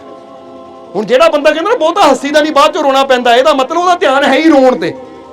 ਅੱਜ ਦੀ ਖੁਸ਼ੀ ਨੂੰ ਵੀ ਛੱਡ ਦਿਓ ਕਿਉਂਕਿ ਕੱਲ ਨੂੰ ਰੋਣਾ ਪੈਣਾ ਹੈ। ਬਲਕਿ ਜਿਹੜਾ ਸਮਝਦਾਰ ਬੰਦਾ ਕਹਿੰਦਾ ਉਹ ਲੈ ਹੁਣ ਮੌਕਾ ਮਿਲਿਆ ਹੱਸਣ ਦਾ, ਹੁਣ ਹੱਸ ਲੈਣ ਦੇ, ਜਦੋਂ ਰੋਣਾ ਪਏਗਾ ਰੋ ਲਵਾਂਗੇ, ਤਾਂ ਕੀ ਹੈ, ਹੁਣ ਤਾਂ ਹੱਸ ਲਈਏ। ਔਰ ਜਿਹੜਾ ਹੁਣ ਹੱਸਦਾ ਹੈ ਉਹ ਕੱਲ ਨੂੰ ਵੀ ਹੱਸੇਗਾ, ਪਰਸੋਂ ਨੂੰ ਵੀ ਹੱਸੇਗਾ। ਤਾਂ ਜਿਹੜਾ ਅੱਜ ਨਹੀਂ ਹੱਸ ਸਕਦਾ, ਕੱਲ ਦੇ ਰੋਣ ਦੇ ਡਰ ਨਾਲ, ਜਿਹੜੀ ਚੀਜ਼ ਹੋਈ ਨਹੀਂ, ਜਿਹੜਾ ਉਹਨੂੰ ਡਰ ਕੇ ਅੱਜ ਦੀ ਖੁਸ਼ੀ ਗਵਾਈ ਜਾਂਦਾ, ਉਹ ਜੀਵਨ 'ਚ ਕਦੀ ਖੁਸ਼ ਹੋ ਹੀ ਨਹੀਂ ਸਕਦਾ। ਸਮਝ ਆ ਰਹੀ ਸਾਡੀ ਗੱਲ? ਇਸ ਲਈ ਹਰ ਪਲ ਦਾ ਆਨੰਦ ਲਓ ਇਸ ਵਿਸ਼ਵਾਸ ਨਾਲ, ਔਰ ਆਪਣੇ ਜੀਵਨ ਨੂੰ ਐਸਾ ਬਣਾ ਦਿਓ ਕਿ ਤੁਹਾਡਾ ਜੀਵਨ ਇੰਨਾ ਅੱਛਾ ਹੋਵੇ, ਇੰਨਾ ਬਿਹਤਰ ਹੋਵੇ, ਇੰਨੀਆਂ ਨੇਕੀਆਂ ਹੋਣ ਤੁਹਾਡੇ ਜੀਵਨ 'ਚ ਕਿ ਤੁਸੀਂ ਜਿੱਧਰ ਦੀ ਗੁਜ਼ਰ ਜਾਓ ਦੂਜਿਆਂ ਨੂੰ ਵੀ ਖੁਸ਼ੀ ਮਿਲਦੀ ਚਲੀ ਜਾਵੇ, ਦੂਜਿਆਂ ਦੇ ਉਦਾਸ ਚਿਹਰੇ ਵੀ ਮੁਸਕਰਾਉਂਦੇ ਚਲੇ ਜਾਣ, ਦੂਜਿਆਂ ਨੂੰ ਵੀ ਹਿੰਮਤ ਮਿਲਦੀ ਚਲੀ ਜਾਵੇ, ਦੂਜਿਆਂ ਨੂੰ ਵੀ ਹੌਸਲਾ ਦਿੰਦੇ ਚਲੇ ਜਾਓ। ਇਦਾਂ ਦਾ ਤੁਹਾਡਾ ਜੀਵਨ ਹੋਵੇ। ਕਿਉਂਕਿ ਇੱਕ ਗੱਲ ਹਮੇਸ਼ਾ ਯਾਦ ਰੱਖਣਾ, ਕਿ ਬਹੁਤ ਲੋਕ ਇਦਾਂ ਦੇ ਵੀ ਹੁੰਦੇ ਐ ਜਿਹੜੇ ਜਿੱਧਰ ਦੀ ਜਾਂਦੇ ਆ ਸਾਡੀ ਹਿੰਮਤ ਨੂੰ, ਸਾਡੇ ਹੌਸਲੇ ਨੂੰ ਤੋੜਦੇ ਚਲੇ ਜਾਂਦੇ ਆ, ਸਾਡੀ ਹਿੰਮਤ ਨੂੰ ਘਟਾਉਂਦੇ ਚਲੇ ਜਾਂਦੇ ਆ, ਸਾਡੇ ਅੰਦਰ ਡਰ ਪੈਦਾ ਕਰਦੇ ਚਲੇ ਜਾਂਦੇ ਆ। ਬੋਲੋ ਸਮਝਦੇ ਹੋ ਕਿ ਨਹੀਂ? ਹੁਣ ਤੁਸੀਂ ਦੇਖੋਗੇ ਨਾ, ਕੋਈ ਬੰਦਾ ਬੇਫਿਕਰਾ ਜਿਹਾ ਹੋਏ ਘੁੰਮਦਾ ਸੀ ਪਿਛਲੇ ਸਮੇਂ 'ਚ, ਓਏ ਬਾਹਰ ਕੀ ਕਰਦਾ, ਅੰਦਰ ਬਹਿ ਮਾਸਕ ਲਾ, ਕਰੋਨੇ ਨੇ ਮਾਰ ਦੇਣਾ ਤੈਨੂੰ। ਉਹ ਚੰਗਾ ਭਲਾ ਖੇਡਦਾ ਬੰਦਾ ਵੀ ਮਾਸਕ ਲਾ ਕੇ ਅੰਦਰ ਬਹਿਦਾ ਡਰਦਾ ਹੋਇਆ, ਇਹਦਾ ਮਤਲਬ ਬੰਦਾ ਉਹ ਹੈ ਡਰ ਪੈਦਾ ਕਰਨ ਵਾਲਾ ਹੈ। ਸਮਝਦੇ ਹੋ ਕਿ ਨਹੀਂ? ਹੁਣ ਜਿਹੜੇ ਬਹਾਦਰ ਹੈ ਉਹ ਕਹਿੰਦੇ ਫਿਕਰ ਨਾ ਕਰ, ਫਿਕਰ ਨਾ ਕਰ, ਜੇ ਰੱਬ ਤੇਰੇ ਨਾਲ ਹੈ, ਤੇਰਾ ਮਾਲਿਕ ਤੇਰੇ ਨਾਲ ਹੈ, ਜਿਹਨਾਂ ਤੈਨੂੰ ਪੈਦਾ ਕੀਤਾ ਜੇ ਉਹ ਤੇਰੇ ਨਾਲ ਹੈ, ਡਰਨ ਦੀ ਲੋੜ ਨਹੀਂ ਹੈ, ਉਹ ਤੇਰੀ ਸੰਭਾਲ ਕਰੇਗਾ। ਬੋਲੋ ਸਮਝਦੇ ਹੋ ਕਿ ਨਹੀਂ? ਜਿੱਦਾਂ ਅਸੀਂ ਮਿਸਾਲ ਦੇਈਦੀ ਹੈ ਨਾ, ਇੱਕ ਘਰ ਦੇ ਬਾਹਰ ਖੁੰਖਾਰ ਕੁੱਤਾ ਵੱਜਾ ਹੈ ਔਰ ਉਹ ਗਲੀ ਚੋਂ ਤੁਸੀਂ ਲੰਘਣਾ ਹੈ ਤਾਂ ਕੁੱਤਾ ਗਲੀ ਦੇ ਵਿੱਚ ਹੀ ਵੱਜਾ ਹੋਇਆ ਹੈ, ਤਾਂ ਕੁੱਤਾ ਬੜਾ ਖਤਰਨਾਕ ਹੈ। ਹੁਣ ਤੁਸੀਂ ਜਦੋਂ ਜਾਂਦੇ ਹੋ ਕੁੱਤਾ ਗੁर्रा ਕੇ ਤੁਹਾਡੇ ਨੂੰ ਆਂਦਾ, ਤੁਸੀਂ ਖੜ ਜਾਂਦੇ ਹੋ, ਤਾਂ ਹੁਣ ਤੁਸੀਂ ਕੀ ਕਰਨਾ? ਕੁੱਤੇ ਨਾਲ ਲੜਨਾ ਹੈ, ਲੜਨਾ ਹੈ ਕੁੱਤੇ ਨਾਲ। ਹੁਣ ਪਤਾ ਕੁੱਤੇ ਨਾਲ ਲੜਾਂਗੇ ਤਾਂ ਫਿਰ ਤਾਂ ਦੰਦ ਕਿਤੇ ਨਾ ਕਿਤੇ ਦੰਦ ਲੱਗਣਗੇ, ਕਿਉਂਕਿ ਕੁੱਤੇ ਨੇ ਕੀ ਕਰਨਾ? ਮੋਚੇ ਮਾਰਨਾ। ਫਿਰ ਹੁਣ ਬੰਦੇ ਨੇ ਕੀ ਕਰਨਾ? ਕੁੱਤੇ ਨਾਲ ਲੜਨਾ ਨਹੀਂ ਹੈ, ਬਲਕਿ ਬੰਦੇ ਨੇ ਕੀ ਕਰਨਾ ਹੈ? ਉਹਨੂੰ ਪਤਾ ਲੰਘਣਾ ਵੀ ਜ਼ਰੂਰੀ ਹੈ, ਕੁੱਤਾ ਲੰਘਣ ਨਹੀਂ ਦਿੰਦਾ, ਕੁੱਤੇ ਨਾਲ ਲੜਨਾ ਹੈ ਨਹੀਂ, ਕਿਉਂਕਿ ਲੜਿਆ ਤਾਂ ਉਹ 'ਚ ਨੁਕਸਾਨ ਮੇਰਾ ਆਪਣਾ ਹੀ ਹੈ। ਫਿਰ ਪਾਰ ਕਿੱਦਾਂ ਜਾਣਾ ਹੈ? ਤਾਂ ਜਿਹੜਾ ਸਮਝਦਾਰ ਹੋਏਗਾ ਉਹ ਕੁੱਤੇ ਨਾਲ ਲੜੇਗਾ ਨਹੀਂ, ਬਲਕਿ ਉੱਥੋਂ ਆਵਾਜ਼ ਮਾਰੇਗਾ ਘਰ ਦੇ ਮਾਲਿਕ ਨੂੰ ਕਿ ਕੁੱਤੇ ਦਾ ਮਾਲਿਕ ਕੌਣ ਹੈ, ਜ਼ਰਾ ਬਾਹਰ ਆਵੇ। ਜਦੋਂ ਘਰ ਦਾ ਮਾਲਿਕ ਬਾਹਰ ਆਂਦਾ ਹੈ, ਹਾਂਜੀ ਦੱਸੋ ਕੀ ਗੱਲ ਆ ਦੇਖੋ ਜੀ ਤੁਹਾਡਾ ਕੁੱਤਾ ਮੈਨੂੰ ਤੰਗ ਕਰਦਾ ਹੈ, ਜਰਾ ਇਹਨੂੰ ਪਿੱਛੇ ਕਰ ਦਿਓ, ਤਾਂ ਮਾਲਿਕ ਨੇ ਘੂਰੀ ਵੱਟਣੀ, ਓਏ ਓਏ ਟੋਮੀ ਪਿੱਛੇ ਹੋ, ਜੋ ਵੀ ਨਾਮ ਹੈ ਕੁੱਤੇ ਦਾ, ਓਏ ਪਿੱਛੇ ਹੋ। ਤਾਂ ਜਦੋਂ ਮਾਲਿਕ ਨੂੰ ਦੇਖਣਾ ਕੁੱਤੇ ਨੇ ਚੁੱਪ ਕਰਕੇ ਏਦਾਂ ਬਹਿਣਾ ਜਿੱਦਾਂ ਬਿੱਲੀ ਬਹਿ ਜਾਂਦੀ ਇਕੱਠੀ ਹੋ ਗਏ, ਤਾਂ ਮਾਲਿਕ ਨੇ ਕਹਿਣਾ ਲਓ ਜੀ ਤੁਹਾਡਾ ਰਸਤਾ ਸਾਫ਼ ਹੋ ਗਿਆ। ਬੋਲੇ ਏਦਾਂ ਹੀ ਹੁੰਦਾ ਨਾ, ਕਿਉਂਕਿ ਕੁੱਤਾ ਜਿੰਨਾ ਮਰਜ਼ੀ ਖਤਰਨਾਕ ਹੋਵੇ ਆਪਣੇ ਮਾਲਿਕ ਤੋਂ ਹਮੇਸ਼ਾ ਡਰਦਾ ਹੀ ਹੁੰਦਾ, ਥੱਲੇ ਹੀ ਹੁੰਦਾ ਹੈ। ਹੁਣ ਇਸੇ ਤਰ੍ਹਾਂ ਯਾਦ ਰੱਖੋ, ਜੇ ਬੰਦਾ ਵੀ ਜ਼ਿੰਦਗੀ ਦੇ ਮਾਰਗ ਤੇ ਜਾ ਰਿਹਾ ਨਾ, ਤਾਂ ਅੱਗੇ ਕਰੋਨਾ ਰੂਪੀ ਕੁੱਤਾ ਆ ਗਿਆ, ਤਾਂ ਜਿਹੜੇ ਸਮਝਦਾਰ ਹੈ ਉਹ ਕੀ ਕਰਦੇ ਹੈ? ਉਹ ਕਰੋਨਾ ਨਾਲ ਲੜਦੇ ਨਹੀਂ ਹੈ ਕੁੱਤੇ ਨਾਲ, ਬਲਕਿ ਉਹ ਕੀ ਕਹਿੰਦੇ ਹੈ? ਐ ਮੇਰੇ ਮਾਲਿਕ ਦੁਨੀਆ ਨੂੰ ਬਣਾਉਣ ਵਾਲੇ, ਆ ਜਰਾ ਸੰਭਾਲੇ ਕਰੋਨਾ ਰੂਪੀ ਕੁੱਤੇ ਨੂੰ। ਉਹ ਮਾਲਿਕ ਦੀ ਰਹਿਮਤ ਆਂਦੀ ਹੈ, ਦਬਕਾ ਮਾਰਦੀ, ਹਟ ਜਾ ਓਏ ਇਹ ਮੇਰਾ ਪਿਆਰਾ ਹੈ, ਪਿੱਛੇ ਹੋ। ਤਾਂ ਬੰਦਾ ਉਹ ਕਰੋਨਾ ਪਿੱਛੇ ਹੋ ਜਾਂਦਾ, ਤਾਂ ਬੰਦਾ ਸਹੀ ਸਲਾਮਤ ਆਪਣੀ ਮੰਜ਼ਿਲ ਤੇ ਤੁਰ ਪੈਂਦਾ ਹੈ। ਕਿਉਂਕਿ ਲੜਨਾ ਨਹੀਂ, ਆਪਣੇ ਮਾਲਿਕ ਤੇ ਵਿਸ਼ਵਾਸ ਕਰਨਾ ਹੈ। ਉਹ ਮਾਲਿਕ ਚਾਹੇ ਤਾਂ ਹਰ ਚੀਜ਼ ਨੂੰ ਸੰਭਾਲ ਸਕਦਾ ਹੈ। ਸਮਝਦੇ ਹੋ ਕਿ ਨਹੀਂ? ਇਸ ਲਈ ਤਾਂ ਹੀ ਕਿਹਾ ਜਾਂਦਾ ਜਿਹੜਾ ਡਰਦਾ ਹੈ ਮਰਦਾ ਵੀ। ਕਹਾਵਤ ਹੈ, ਜੋ ਡਰ ਗਿਆ ਸਮਝੋ। ਇਸ ਲਈ ਕਿਸੇ ਚੀਜ਼ ਤੋਂ ਅਸੀਂ ਡਰਨਾ ਨਹੀਂ ਹੈ। ਆਪ ਵੀ ਅਸੀਂ ਪੋਜ਼ਿਟਿਵਿਟੀ ਨਾਲ, ਆਪਣੇ ਮਾਲਿਕ ਦੇ ਪ੍ਰੇਮ ਔਰ ਵਿਸ਼ਵਾਸ ਨਾਲ ਭਰਪੂਰ ਹੋਣਾ ਹੈ, ਤਾਂ ਦੂਜਿਆਂ ਨੂੰ ਵੀ ਵਿਸ਼ਵਾਸ ਨਾਲ, ਮਾਲਿਕ ਦੇ ਭਰੋਸੇ ਨਾਲ ਭਰਪੂਰ ਕਰਨਾ ਕਿ ਡਰਨਾ। ਉਹ ਮੇਰਾ ਰਾਖਾ, ਉਹ ਮੇਰਾ ਮਾਲਿਕ, ਤੂੰ ਮੇਰਾ ਰਾਖਾ ਸਭਨੀ ਥਾਈ, ਉਹ ਹਰ ਜਗ੍ਹਾ ਮੇਰੇ ਨਾਲ ਹੈ, ਹਰ ਜਗ੍ਹਾ ਸਾਡੇ ਨਾਲ ਹੈ। ਇਸ ਲਈ ਆਪਣੇ ਮਾਲਿਕ ਤੇ ਵਿਸ਼ਵਾਸ ਰੱਖ, ਤਾਂ ਕੋਈ ਬਿਮਾਰੀ, ਕੋਈ ਪਰੇਸ਼ਾਨੀ ਤੇਰਾ ਕੁਝ ਨਹੀਂ ਵਿਗਾੜ ਸਕਦੀ। ਬੋਲੋ ਸਮਝਦੇ ਹੋ ਕਿ ਨਹੀਂ? ਵਿਗੜਦਾ ਤਾਂ ਉਹਨਾਂ ਦਾ ਜਿਹੜਾ ਮਾਲਿਕ ਨੂੰ ਆਵਾਜ਼ ਮਾਰਨ ਦੀ ਬਜਾਏ ਸਿੱਧਾ ਕੁੱਤੇ ਦੀ ਪੂਛ ਫੜਨ ਨੂੰ ਫਿਰਦਾ ਹੈ, ਸਿੱਧਾ ਕੁੱਤੇ ਨੂੰ ਲੜਨ ਨੂੰ ਫਿਰਦਾ ਹੈ, ਤਾਂ ਫਿਰ ਤਾਂ ਉਹਦਾ ਨੁਕਸਾਨ ਹੀ ਹੋਣਾ ਹੈ। ਪਰ ਜਿਹੜਾ ਮਾਲਿਕ ਨੂੰ ਹੀ ਪੁਕਾਰਦਾ ਹੈ, ਤਾਂ ਹੀ ਤਾਂ ਇੱਥੇ ਕਬੀਰ ਸਾਹਿਬ ਕਹਿੰਦੇ ਹੈ ਕਿ ਸਤ ਸੰਗਤ ਔਰ ਹਰੀ ਭਜਨ ਬਿਨ ਸੁਖੀ ਨਾ ਦੇਖਾ ਕੋਏ। ਕਹਿੰਦੇ ਜਿਹੜਾ ਸਤਸੰਗ ਦੇ ਨਾਲ ਜੁੜਦਾ ਹੈ ਔਰ ਵਿਸ਼ਵਾਸ ਨਾਲ ਆਪਣੇ ਮਾਲਿਕ ਦੇ ਨਾਲ ਜੁੜ ਜਾਂਦਾ ਹੈ, ਸੁਖੀ ਵੀ ਉਹੀ ਹੁੰਦਾ ਹੈ। ਹੁਣ ਜੇ ਤੁਸੀਂ ਸੁਖੀ ਹੋਣਾ ਚਾਹੁੰਦੇ ਹੋ, ਤਾਂ ਜਿੱਦਾਂ ਦੱਸਿਆ, ਜੇ ਮਿਠਾਸ ਚਾਹੁੰਦੇ ਹੋ ਤਾਂ ਸ਼ੱਕਰ ਕੋ ਜਾਣਾ ਪੈਣਾ ਹੈ, ਖੁਸ਼ਬੂ ਚਾਹੁੰਦੇ ਹੋ ਗੁਲਾਬ ਕੋ ਜਾਣਾ ਪੈਣਾ ਹੈ। ਜੇ ਹੁਣ ਸੁੱਖ ਚਾਹੀਦਾ ਹੈ, ਖੁਸ਼ੀ ਚਾਹੀਦੀ ਹੈ, ਤਾਂ ਸੁੱਖ ਉਸ ਮਾਲਿਕ ਨਾਲ ਜੁੜ ਕੇ ਹੀ ਮਿਲਣਾ ਹੈ, ਉਹ ਮਾਲਿਕ ਦੇ ਹੋ ਕੇ ਹੀ ਮਿਲਣਾ ਹੈ। ਬੋਲੋ ਸਮਝਦੇ ਹੋ ਕਿ ਨਹੀਂ? ਕਿਉਂਕਿ ਜੀਵਨ 'ਚ ਖੁਸ਼ੀਆਂ ਉਹਦੇ ਆਉਂਦੀਆਂ ਜੋ ਪੂਰੀ ਤਰ੍ਹਾਂ ਵਿਸ਼ਵਾਸ ਦੇ ਨਾਲ ਭਰਪੂਰ ਹੋ ਕੇ ਆਪਣੇ ਮਾਲਿਕ ਨਾਲ ਜੁੜ ਜਾਂਦਾ ਹੈ। ਨਹੀਂ ਤਾਂ ਗੱਲਾਂ ਕਰਨ ਵਾਲੇ ਤਾਂ ਬਹੁਤ ਹੁੰਦੇ ਆ, ਕਹਿਣ ਵਾਲੇ ਤਾਂ ਬਹੁਤ ਹੁੰਦੇ ਆ, ਕਹਾਣੀਆਂ ਸੁਣਾਉਣ ਵਾਲੇ ਤਾਂ ਬਹੁਤ ਹੁੰਦੇ ਆ, ਪਰ ਕਰਕੇ ਦਿਖਾਉਣ ਵਾਲਾ ਕੋਈ ਵਿਰਲਾ ਹੁੰਦਾ ਹੈ। ਔਰ ਜਿਹੜਾ ਕਰਕੇ ਦਿਖਾਵੇ ਨਾ, ਉਹੀ ਸਾਡੇ ਜੀਵਨ 'ਚ ਖੁਸ਼ੀਆਂ ਦੇ ਰੰਗ ਭਰ ਸਕਦਾ ਹੈ। ਸਮਝਦੇ ਹੋ ਕਿ ਨਹੀਂ? ਇਸ ਲਈ ਇੱਥੇ ਸਮਝਣਾ ਹੈ ਕਿ ਜੇ ਸਾਨੂੰ ਵੀ ਖੁਸ਼ੀ ਚਾਹੀਦੀ ਹੈ, ਜਿੱਦਾਂ ਦੱਸਿਆ ਮਿਠਾਸ ਚਾਹੀਦੀ, ਕੋਲ ਜਾਣਾ ਪੈਣਾ ਸ਼ੱਕਰ ਦੇ, ਇਸੇ ਤਰ੍ਹਾਂ ਜੀਵਨ 'ਚ ਖੁਸ਼ੀ ਚਾਹੀਦੀ, ਸੰਤਾਂ ਗੁਰੂਆਂ ਰਹਿਬਰਾਂ ਦੇ, ਸੱਚੇ ਫਕੀਰਾਂ ਦੇ ਨਾਲ ਜੁੜਨਾ ਪੈਣਾ ਹੈ, ਸਤਸੰਗ ਵਿੱਚ ਜਾਣਾ ਪੈਣਾ ਹੈ, ਔਰ ਪਿਆਰ ਵਿਸ਼ਵਾਸ ਨਾਲ ਆਪਣੇ ਮਾਲਿਕ ਨੂੰ ਯਾਦ ਕਰਨਾ ਪੈਣਾ ਹੈ। ਔਰ ਜਿੱਦਾਂ ਹੀ ਦੱਸਿਆ ਕਿ ਸਿਰਫ ਨਾਮ ਦਾ ਰੱਟਾ ਲਾਣਾ ਹੀ ਸਿਮਰਨ ਨਹੀਂ ਹੈ, ਅੰਦਰ ਵਿਸ਼ਵਾਸ ਹੋਣਾ, ਯਕੀਨ ਹੋਣਾ, ਪਿਆਰ ਹੋਣਾ, ਇਹ ਅਸਲੀ ਬੰਦਗੀ, ਇਹ ਅਸਲੀ ਭਗਤੀ। ਬੰਦਾ ਕੀ ਕਰਦਾ ਹੈ? ਵਿਸ਼ਵਾਸ ਹੈ ਨਹੀਂ, ਬਸ ਮਾਲਾ ਲੈ ਕੇ ਰਾਮ ਰਾਮ ਰਾਮ, ਅੱਲਾ ਅੱਲਾ ਅੱਲਾ, ਵਾਹਿਗੁਰੂ ਵਾਹਿਗੁਰੂ, ਉਹ ਕਰੀ ਜਾਂਦਾ ਹੈ, ਅੰਦਰ ਵਿਸ਼ਵਾਸ ਹੈ ਨਹੀਂ, ਅੰਦਰ ਅੱਛਾਈ ਹੈ ਨਹੀਂ। परमात्मा ने नहीं देखना साडी जुबान ते की है, परमात्मा ने देखना साडे करनी की है, साडे कर्म की है। समझते हो कि नहीं तुसीं सारे? इसलिए थोड़ा जिहा अपने आप नूं चैक करना है कि मैं जिद्दां हुण फर्ज करो कोई औरत है वो अपने पति नूं कहे मेरा पति परमेश्वर, ये तो मेरा भगवान है, मैं तो इसकी पूजा करदी हाँ। पति गल्लां सुन रहा है क्योंकि अपनी सहेली को बह के ना अपने पति की तारीफ कर रही है कि मेरा पति तो मेरा ईश्वर है, मेरा पति मेरा परमेश्वर है, मैं तो अपने पति की पूजा करती, मैं तो इन्होंने देखे मेरा चैन नहीं आती, मैनू जब तक इन्होंने देख ना लवां मैनू भुख नहीं लगती, जब तक इन्होंने देख ना लवां मैनू नींद नहीं आती। इन्ना प्यार जद नूं पति सुन रहा है, पति कहता इदा करी प्यास लगी है ना पानी दे, मेरे को है नहीं टाइम, आपी पी लो जाके, है पानी मंगते फिरते हैं, देवा पानी तुहानू, राती पिलाया भुल गया सी, जो राती मंगिया सी किद्दां डंडे फिरे सी, पिलावां पानी फिर।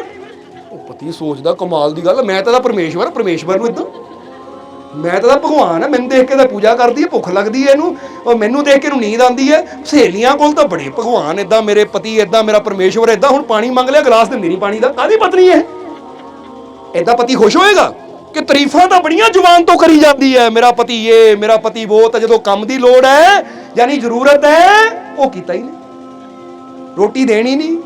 बोलो समझदे हो कि नहीं? अज बंदा भी यही करता, हो मेरा भगवान, मेरा परमेश्वर, मेरा ईश्वर, मेरा रब सब कुछ है, मैं रब ने इन्ना प्यार करदा, मैं तीर्थ यात्रा करदा, मैं इत्थे नमाज पढ़दा, इत्थे पूजा करदा, इत्थे हज करदा, मैं ये करदा वो करदा, ओ भगवान सब तो उच्ची शक्ति। पर रब कहंदा भाई दान कर, पुण्य कर। अच्छा रब्बा वो नहीं मेरे तो पूजा पूजा कर लूंगा, यानी वो तारीफ कर दो तेरी जिन्नी मर्जी कराई जा, मेरा भगवान इदां, मेरा भगवान उदां। पर अच्छाई करनी, नेकी करनी, नशियां का त्याग करना, नफरत का त्याग करना, बुराई का त्याग करना, रब्बा ये नहीं मेरे तो हुंदा, पानी नहीं मैं तेनों दे सकदा, बाकी तू तारीफ जिन्नी मर्जी करवा ले, इदां भगवान खुश हो जाएगा।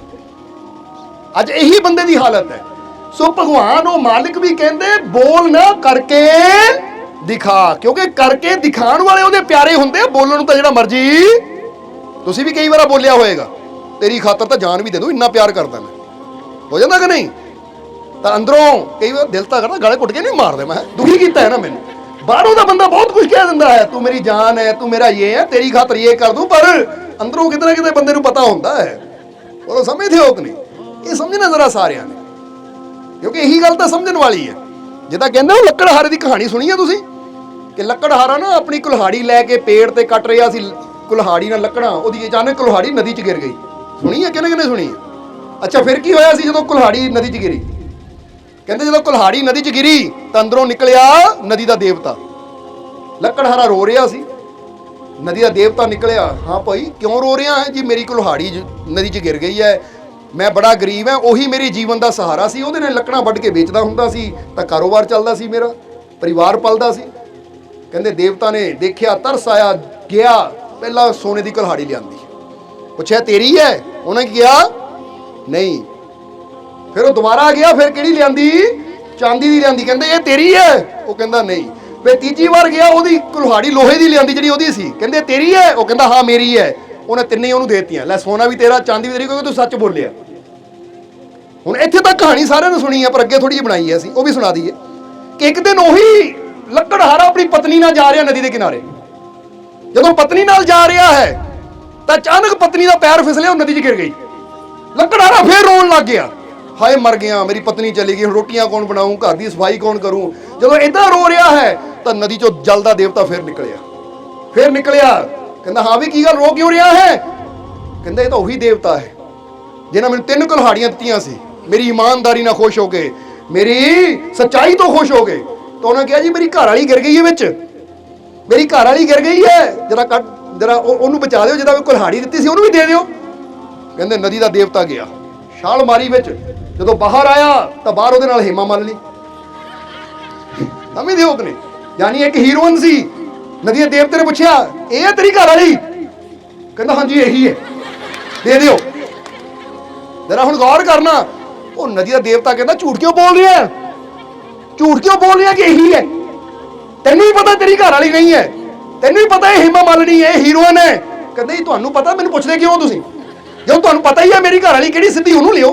नाले दरअसल महाराज मैं अपने जीवन बारे सोच समझ के जवाब दिता तुहानू।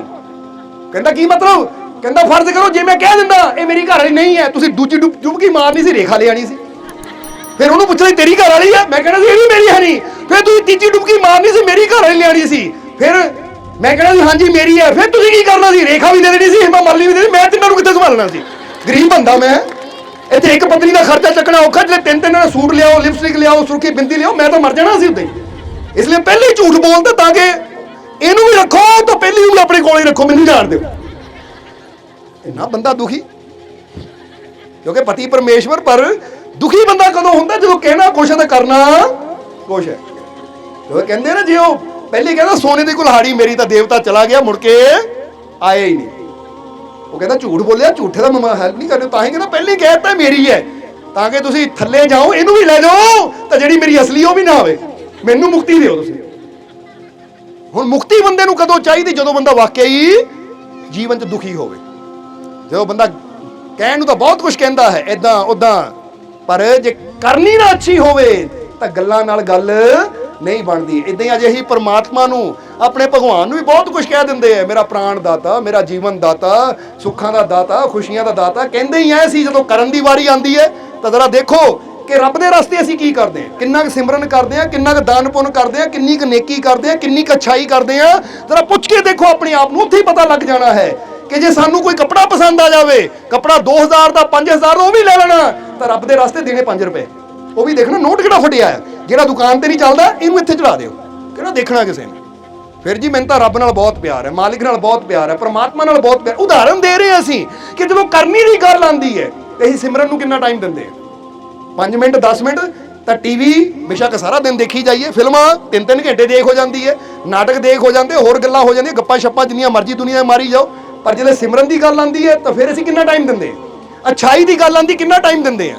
ਇਸ ਲਈ ਸਾਡੀ ਕਰਨੀ ਤੋਂ ਪਤਾ ਲੱਗਦਾ ਹੈ ਕਿ ਅਸੀਂ ਆਪਣੇ ਮਾਲਿਕ ਨਾਲ ਕਿੰਨਾ ਕੁ ਪਿਆਰ ਕਰਦੇ ਹਾਂ। ਕਿਉਂਕਿ ਜਿਹਨੂੰ ਮਾਲਿਕ ਨਾਲ ਪਿਆਰ ਹੋਏਗਾ, ਜਦੋਂ ਮਾਲਿਕ ਦੀ ਗੱਲ ਆਏਗੀ ਤਾਂ ਫਿਰ ਆਪਣੇ ਮਾਲਿਕ ਦੀ ਖਾਤਰ ਤਾਂ ਪ੍ਰਾਣ ਤੱਕ ਦੇਣ ਨੂੰ ਤਿਆਰ ਹੋ ਜਾਏਗਾ ਕਿ ਮੇਰੇ ਮਾਲਿਕ ਦੀ ਗੱਲ ਹੈ। ਇੱਥੇ ਤਾਂ ਜੇ ਸਿਰ ਦਿੱਤੀਆਂ ਰੱਬ ਮਿਲ ਜਾਵੇ ਬਾਹੂ, ਤਾਂ ਉਸ ਮੌਤੋਂ ਕੀ ਡਰਨਾ ਹੂ। ਬਾਹੂ ਕਹਿੰਦੇ ਜੇ ਸਿਰ ਦੇ ਕੇ ਮੈਨੂੰ ਮੇਰਾ ਮਾਲਿਕ ਮਿਲਦਾ ਹੈ ਤਾਂ ਹੱਸ ਕੇ ਮੈਂ ਸਿਰ ਕੱਟਣ ਨੂੰ ਤਿਆਰ ਹਾਂ। ਇਹਨੂੰ ਕਹਿੰਦੇ ਪਿਆਰ। ਇਸ ਲਈ ਹੁਣ ਟਾਈਮ ਕਾਫੀ ਹੋ ਗਿਆ ਹੈ। ਸੋ ਆਖਰਲੇ ਵਚਨਾਂ ਚੋਂ ਇਹੀ ਤੁਹਾਨੂੰ ਕਹਿਣਾ ਹੈ ਕਿ ਤੁਹਾਨੂੰ ਖੁਸ਼ੀ ਚਾਹੀਦੀ ਹੈ, ਸੁੱਖ ਚਾਹੀਦਾ ਹੈ, ਤਾਂ ਫਿਰ ਇਹ ਦੇਖੋ ਸੁੱਖ ਹੈ ਕਿੱਥੇ, ਤਾਂ ਉੱਥੇ ਮੈਨੂੰ ਜਾਣਾ ਪੈਣਾ, ਉਹ ਕਰਮ ਵੀ ਮੈਨੂੰ ਕਰਨੇ ਪੈਣੇ ਹੈ। ਇਸ ਲਈ ਕਬੀਰ ਸਾਹਿਬ ਕਹਿੰਦੇ ਸਤਸੰਗ ਵਿੱਚ ਆਉਣ ਵਾਲੇ, ਜੋ ਵਿਸ਼ਵਾਸ ਆਪਣੇ ਮਾਲਿਕ ਤੇ ਰੱਖਣ ਵਾਲੇ, ਜੋ ਪ੍ਰੇਮ ਆਪਣੇ ਮਾਲਿਕ ਨਾਲ ਕਰਨ ਵਾਲੇ, ਜੋ ਆਪਣੀ ਜਾਨ ਤੱਕ ਨੂੰ ਆਪਣੇ ਮਾਲਿਕ ਤੇ ਨਿਸ਼ਾਵਰ ਕਰਨ ਨੂੰ ਤਿਆਰ ਰਹਿੰਦੇ ਐ, ਇਦਾਂ ਦੇ ਜੀਵਾਂ ਦੀ ਜੀਵਨ 'ਚ ਖੁਸ਼ੀਆਂ ਦੀ, ਸੁੱਖਾਂ ਦੀ ਉਹ ਤਾਰ ਜੁੜ ਜਾਂਦੀ ਹੈ ਕਿ ਫਿਰ ਉਹਨਾਂ ਦੇ ਜੀਵਨ 'ਚ ਸੱਚਾ ਆਨੰਦ ਰਹਿੰਦਾ, ਸੱਚੀ ਸ਼ਾਂਤੀ ਰਹਿੰਦੀ ਹੈ, ਸੱਚਾ ਸਕੂਨ ਰਹਿੰਦਾ ਹੈ। ਫਿਰ ਉਹਨਾਂ ਦੇ ਜੀਵਨ 'ਚ ਕਮੀ ਕੋਈ ਆਂਦੀ ਨਹੀਂ ਹੈ। ਕਿਉਂਕਿ ਜਿਹੜਾ ਕਰਕੇ ਦਿਖਾਵੇ ਨਾ, ਜ਼ਰਾ ਗੌਰ ਕਰਨਾ, ਜਿਹੜਾ ਕਰਕੇ ਦਿਖਾਵੇ ਉਹ ਲੈ ਵੀ ਸਭ ਕੁਝ ਜਾਂਦਾ ਹੈ। ਜਿੱਦਾਂ ਅਸੀਂ ਇੱਕ ਮਾਂ ਦੀ ਕਹਾਣੀ ਦੱਸੀ ਦੀ ਹੈ ਤੇ ਦੱਸਾਂਗੇ, ਫਿਰ ਸਤਸੰਗ ਦੀ ਸਮਾਪਤੀ ਕਰਾਂਗੇ ਕਿ ਇੱਕ ਮਾਂ ਬੈਠੀ ਹੋਈ ਹੈ, ਉਹਦੇ 3 ਬੇਟੇ ਹੈ। ਬਾਹਰੋਂ ਖੇਲ ਕੇ ਪਹਿਲਾਂ ਵੱਡਾ ਬੇਟਾ ਆਂਦਾ ਹੈ ਜਿਹਦੀ ਉਮਰ 16-17 ਸਾਲ ਦੀ ਹੈ। ਵੱਡਾ ਬੇਟਾ ਆਂਦਾ ਹੈ, ਆ ਕੇ ਕਹਿੰਦਾ mummy mummy I love you. Mummy ਕਹਿੰਦੀ ਬੇਟਾ ਆਈ ਲਵ ਯੂ ਟੂ। ਕਹਿੰਦਾ ਮੰਮੀ ਮੈਂ ਤੈਨੂੰ ਬੜਾ ਪਿਆਰ ਕਰਦਾ, ਮੈਨੂੰ ਬੜੀ ਭੁੱਖ ਲੱਗੀ, ਜਲਦੀ ਜਲਦੀ ਪਰੌਂਠੀ ਬਣਾ ਦੇ ਆਲੂਆਂ ਦੀ। ਮਾਂ ਕਹਿੰਦੀ ਬਹਿ ਜਾ ਬੇਟਾ, ਹੱਥ ਮੂੰਹ ਧੋ ਲੈ, ਬਣਾ ਦਿੰਦੀ ਹੈ। ਫਿਰ ਜਦ ਨੂੰ ਥੋੜੀ ਦੇਰ ਹੋਈ ਦੂਜਾ ਬੇਟਾ ਵੀ ਆ ਗਿਆ, ਜਿਹੜਾ ਗਵਲਾ ਬੇਟਾ ਸੀ ਜਿਹਦੀ ਉਮਰ ਕੋਈ 15 ਸਾਲ ਦੀ। ਉਹ ਆਇਆ ਕਹਿੰਦਾ mummy mummy I love you, ਮੈਂ ਤੈਨੂੰ ਬੜਾ ਪਿਆਰ ਕਰਦਾ ਆ ਮੰਮੀ ਮੇਰੇ ਕੱਪੜੇ ਗੰਦੇ ਹੋ ਗਏ, ਧੋ ਦੇਈਂ, ਇਹਨਾਂ ਨੂੰ ਮਿੱਟੀ ਲੱਗ ਗਈ। ਮਾਂ ਕਹਿੰਦੀ ਰੱਖ ਦੇ ਬੇਟਾ, ਧੋ ਦਿੰਦੀ ਆ। ਹੁਣ ਤੀਸਰਾ ਬੇਟਾ ਆਇਆ ਜਿਹਦੀ ਉਮਰ 12 ਸਾਲ ਦੀ ਸੀ, ਉਹ ਵੀ ਆਂਦਾ ਹੀ ਕਹਿੰਦਾ ਮੰਮੀ ਆਈ ਲਵ ਯੂ, ਮੈਂ ਤੈਨੂੰ ਬਹੁਤ ਪਿਆਰ ਕਰਦਾ ਆ। ਮਾਂ ਕਹਿੰਦੀ ਦੱਸ ਤੈਨੂੰ ਕੀ ਚਾਹੀਦਾ ਹੈ? ਕਹਿੰਦਾ ਮੰਮੀ ਮੈਂ ਤੈਨੂੰ ਬਹੁਤ ਪਿਆਰ ਕਰਦਾ, ਦੱਸ ਮੈਂ ਤੇਰੇ ਵਾਸਤੇ ਕੀ ਕਰਾਂ? ਕੋਈ ਕੰਮ ਹੈ ਮੈਂ ਕਰਾਂ? ਤੈਨੂੰ ਪਾਣੀ ਚਾਹੀਦਾ, ਰੋਟੀ ਚਾਹੀਦੀ ਹੈ, ਤੇਰੀ ਸੇਵਾ ਕਰਾਂ, ਤੇਰੇ ਪੈਰ ਦੁਖਦੇ ਜਿੱਕਦੇ ਮਾਂ, ਦੱਸ ਮੈਂ ਕੀ ਕਰਾਂ? ਮਾਂ ਦੀਆਂ ਅੱਖਾਂ 'ਚ ਪਾਣੀ ਆ ਗਿਆ। ਮਾਂ ਨੇ ਬੇਟੇ ਨੂੰ ਕਿਹਾ ਇੱਧਰ ਆ, ਕੋਲ ਬੁਲਾਇਆ, ਆਪਣੀ ਗੋਦ 'ਚ ਲੈ ਕੇ ਘੁੱਟ ਕੇ ਗਲ ਨਾਲ ਲਾ ਲਿਆ। ਕਹਿੰਦੇ ਇਹ ਹੈ ਮੇਰਾ ਲਾਲ। ਬਾਕੀ ਆਏ ਆਈ ਲਵ ਯੂ ਕਹਿ ਕੇ ਆਰਡਰ ਸੁਣਾ ਗਏ, ਆਹ ਕਰਦੇ ਉਹ ਕਰਦੇ, ਪਰ ਤੂੰ ਆਇਆ ਤੂੰ ਪੁੱਛ ਰਿਹਾ ਮਾਂ ਦੱਸ ਮੈਂ ਕੀ ਕਰਾਂ, ਕੀ ਕਰਾਂ ਮੈਂ ਤੇਰੀ ਖਾਤਰ? ਇਹਨੂੰ ਕਹਿੰਦੇ ਅਸਲੀ ਪਿਆਰ। ਜਦੋਂ ਅਸੀਂ ਕਿਸੇ ਨੂੰ ਪਿਆਰ ਕਰਦੇ ਨੇ ਅਸੀਂ ਇਹਨੂੰ ਆਰਡਰ ਨਹੀਂ ਦਿੰਦੇ, ਬਲਕਿ ਇਹ ਕਹਿੰਦੇ ਮੈਂ ਤੈਨੂੰ ਪਿਆਰ ਕਰਦਾ, ਦੱਸ ਮੈਂ ਤੇਰੇ ਵਾਸਤੇ ਕੀ ਕਰਾਂ, ਮੈਂ ਕੀ ਤੇਰੀ ਸੇਵਾ ਕਰਾਂ? ਸਮਝਦੇ ਹੋ ਕਿ ਨਹੀਂ?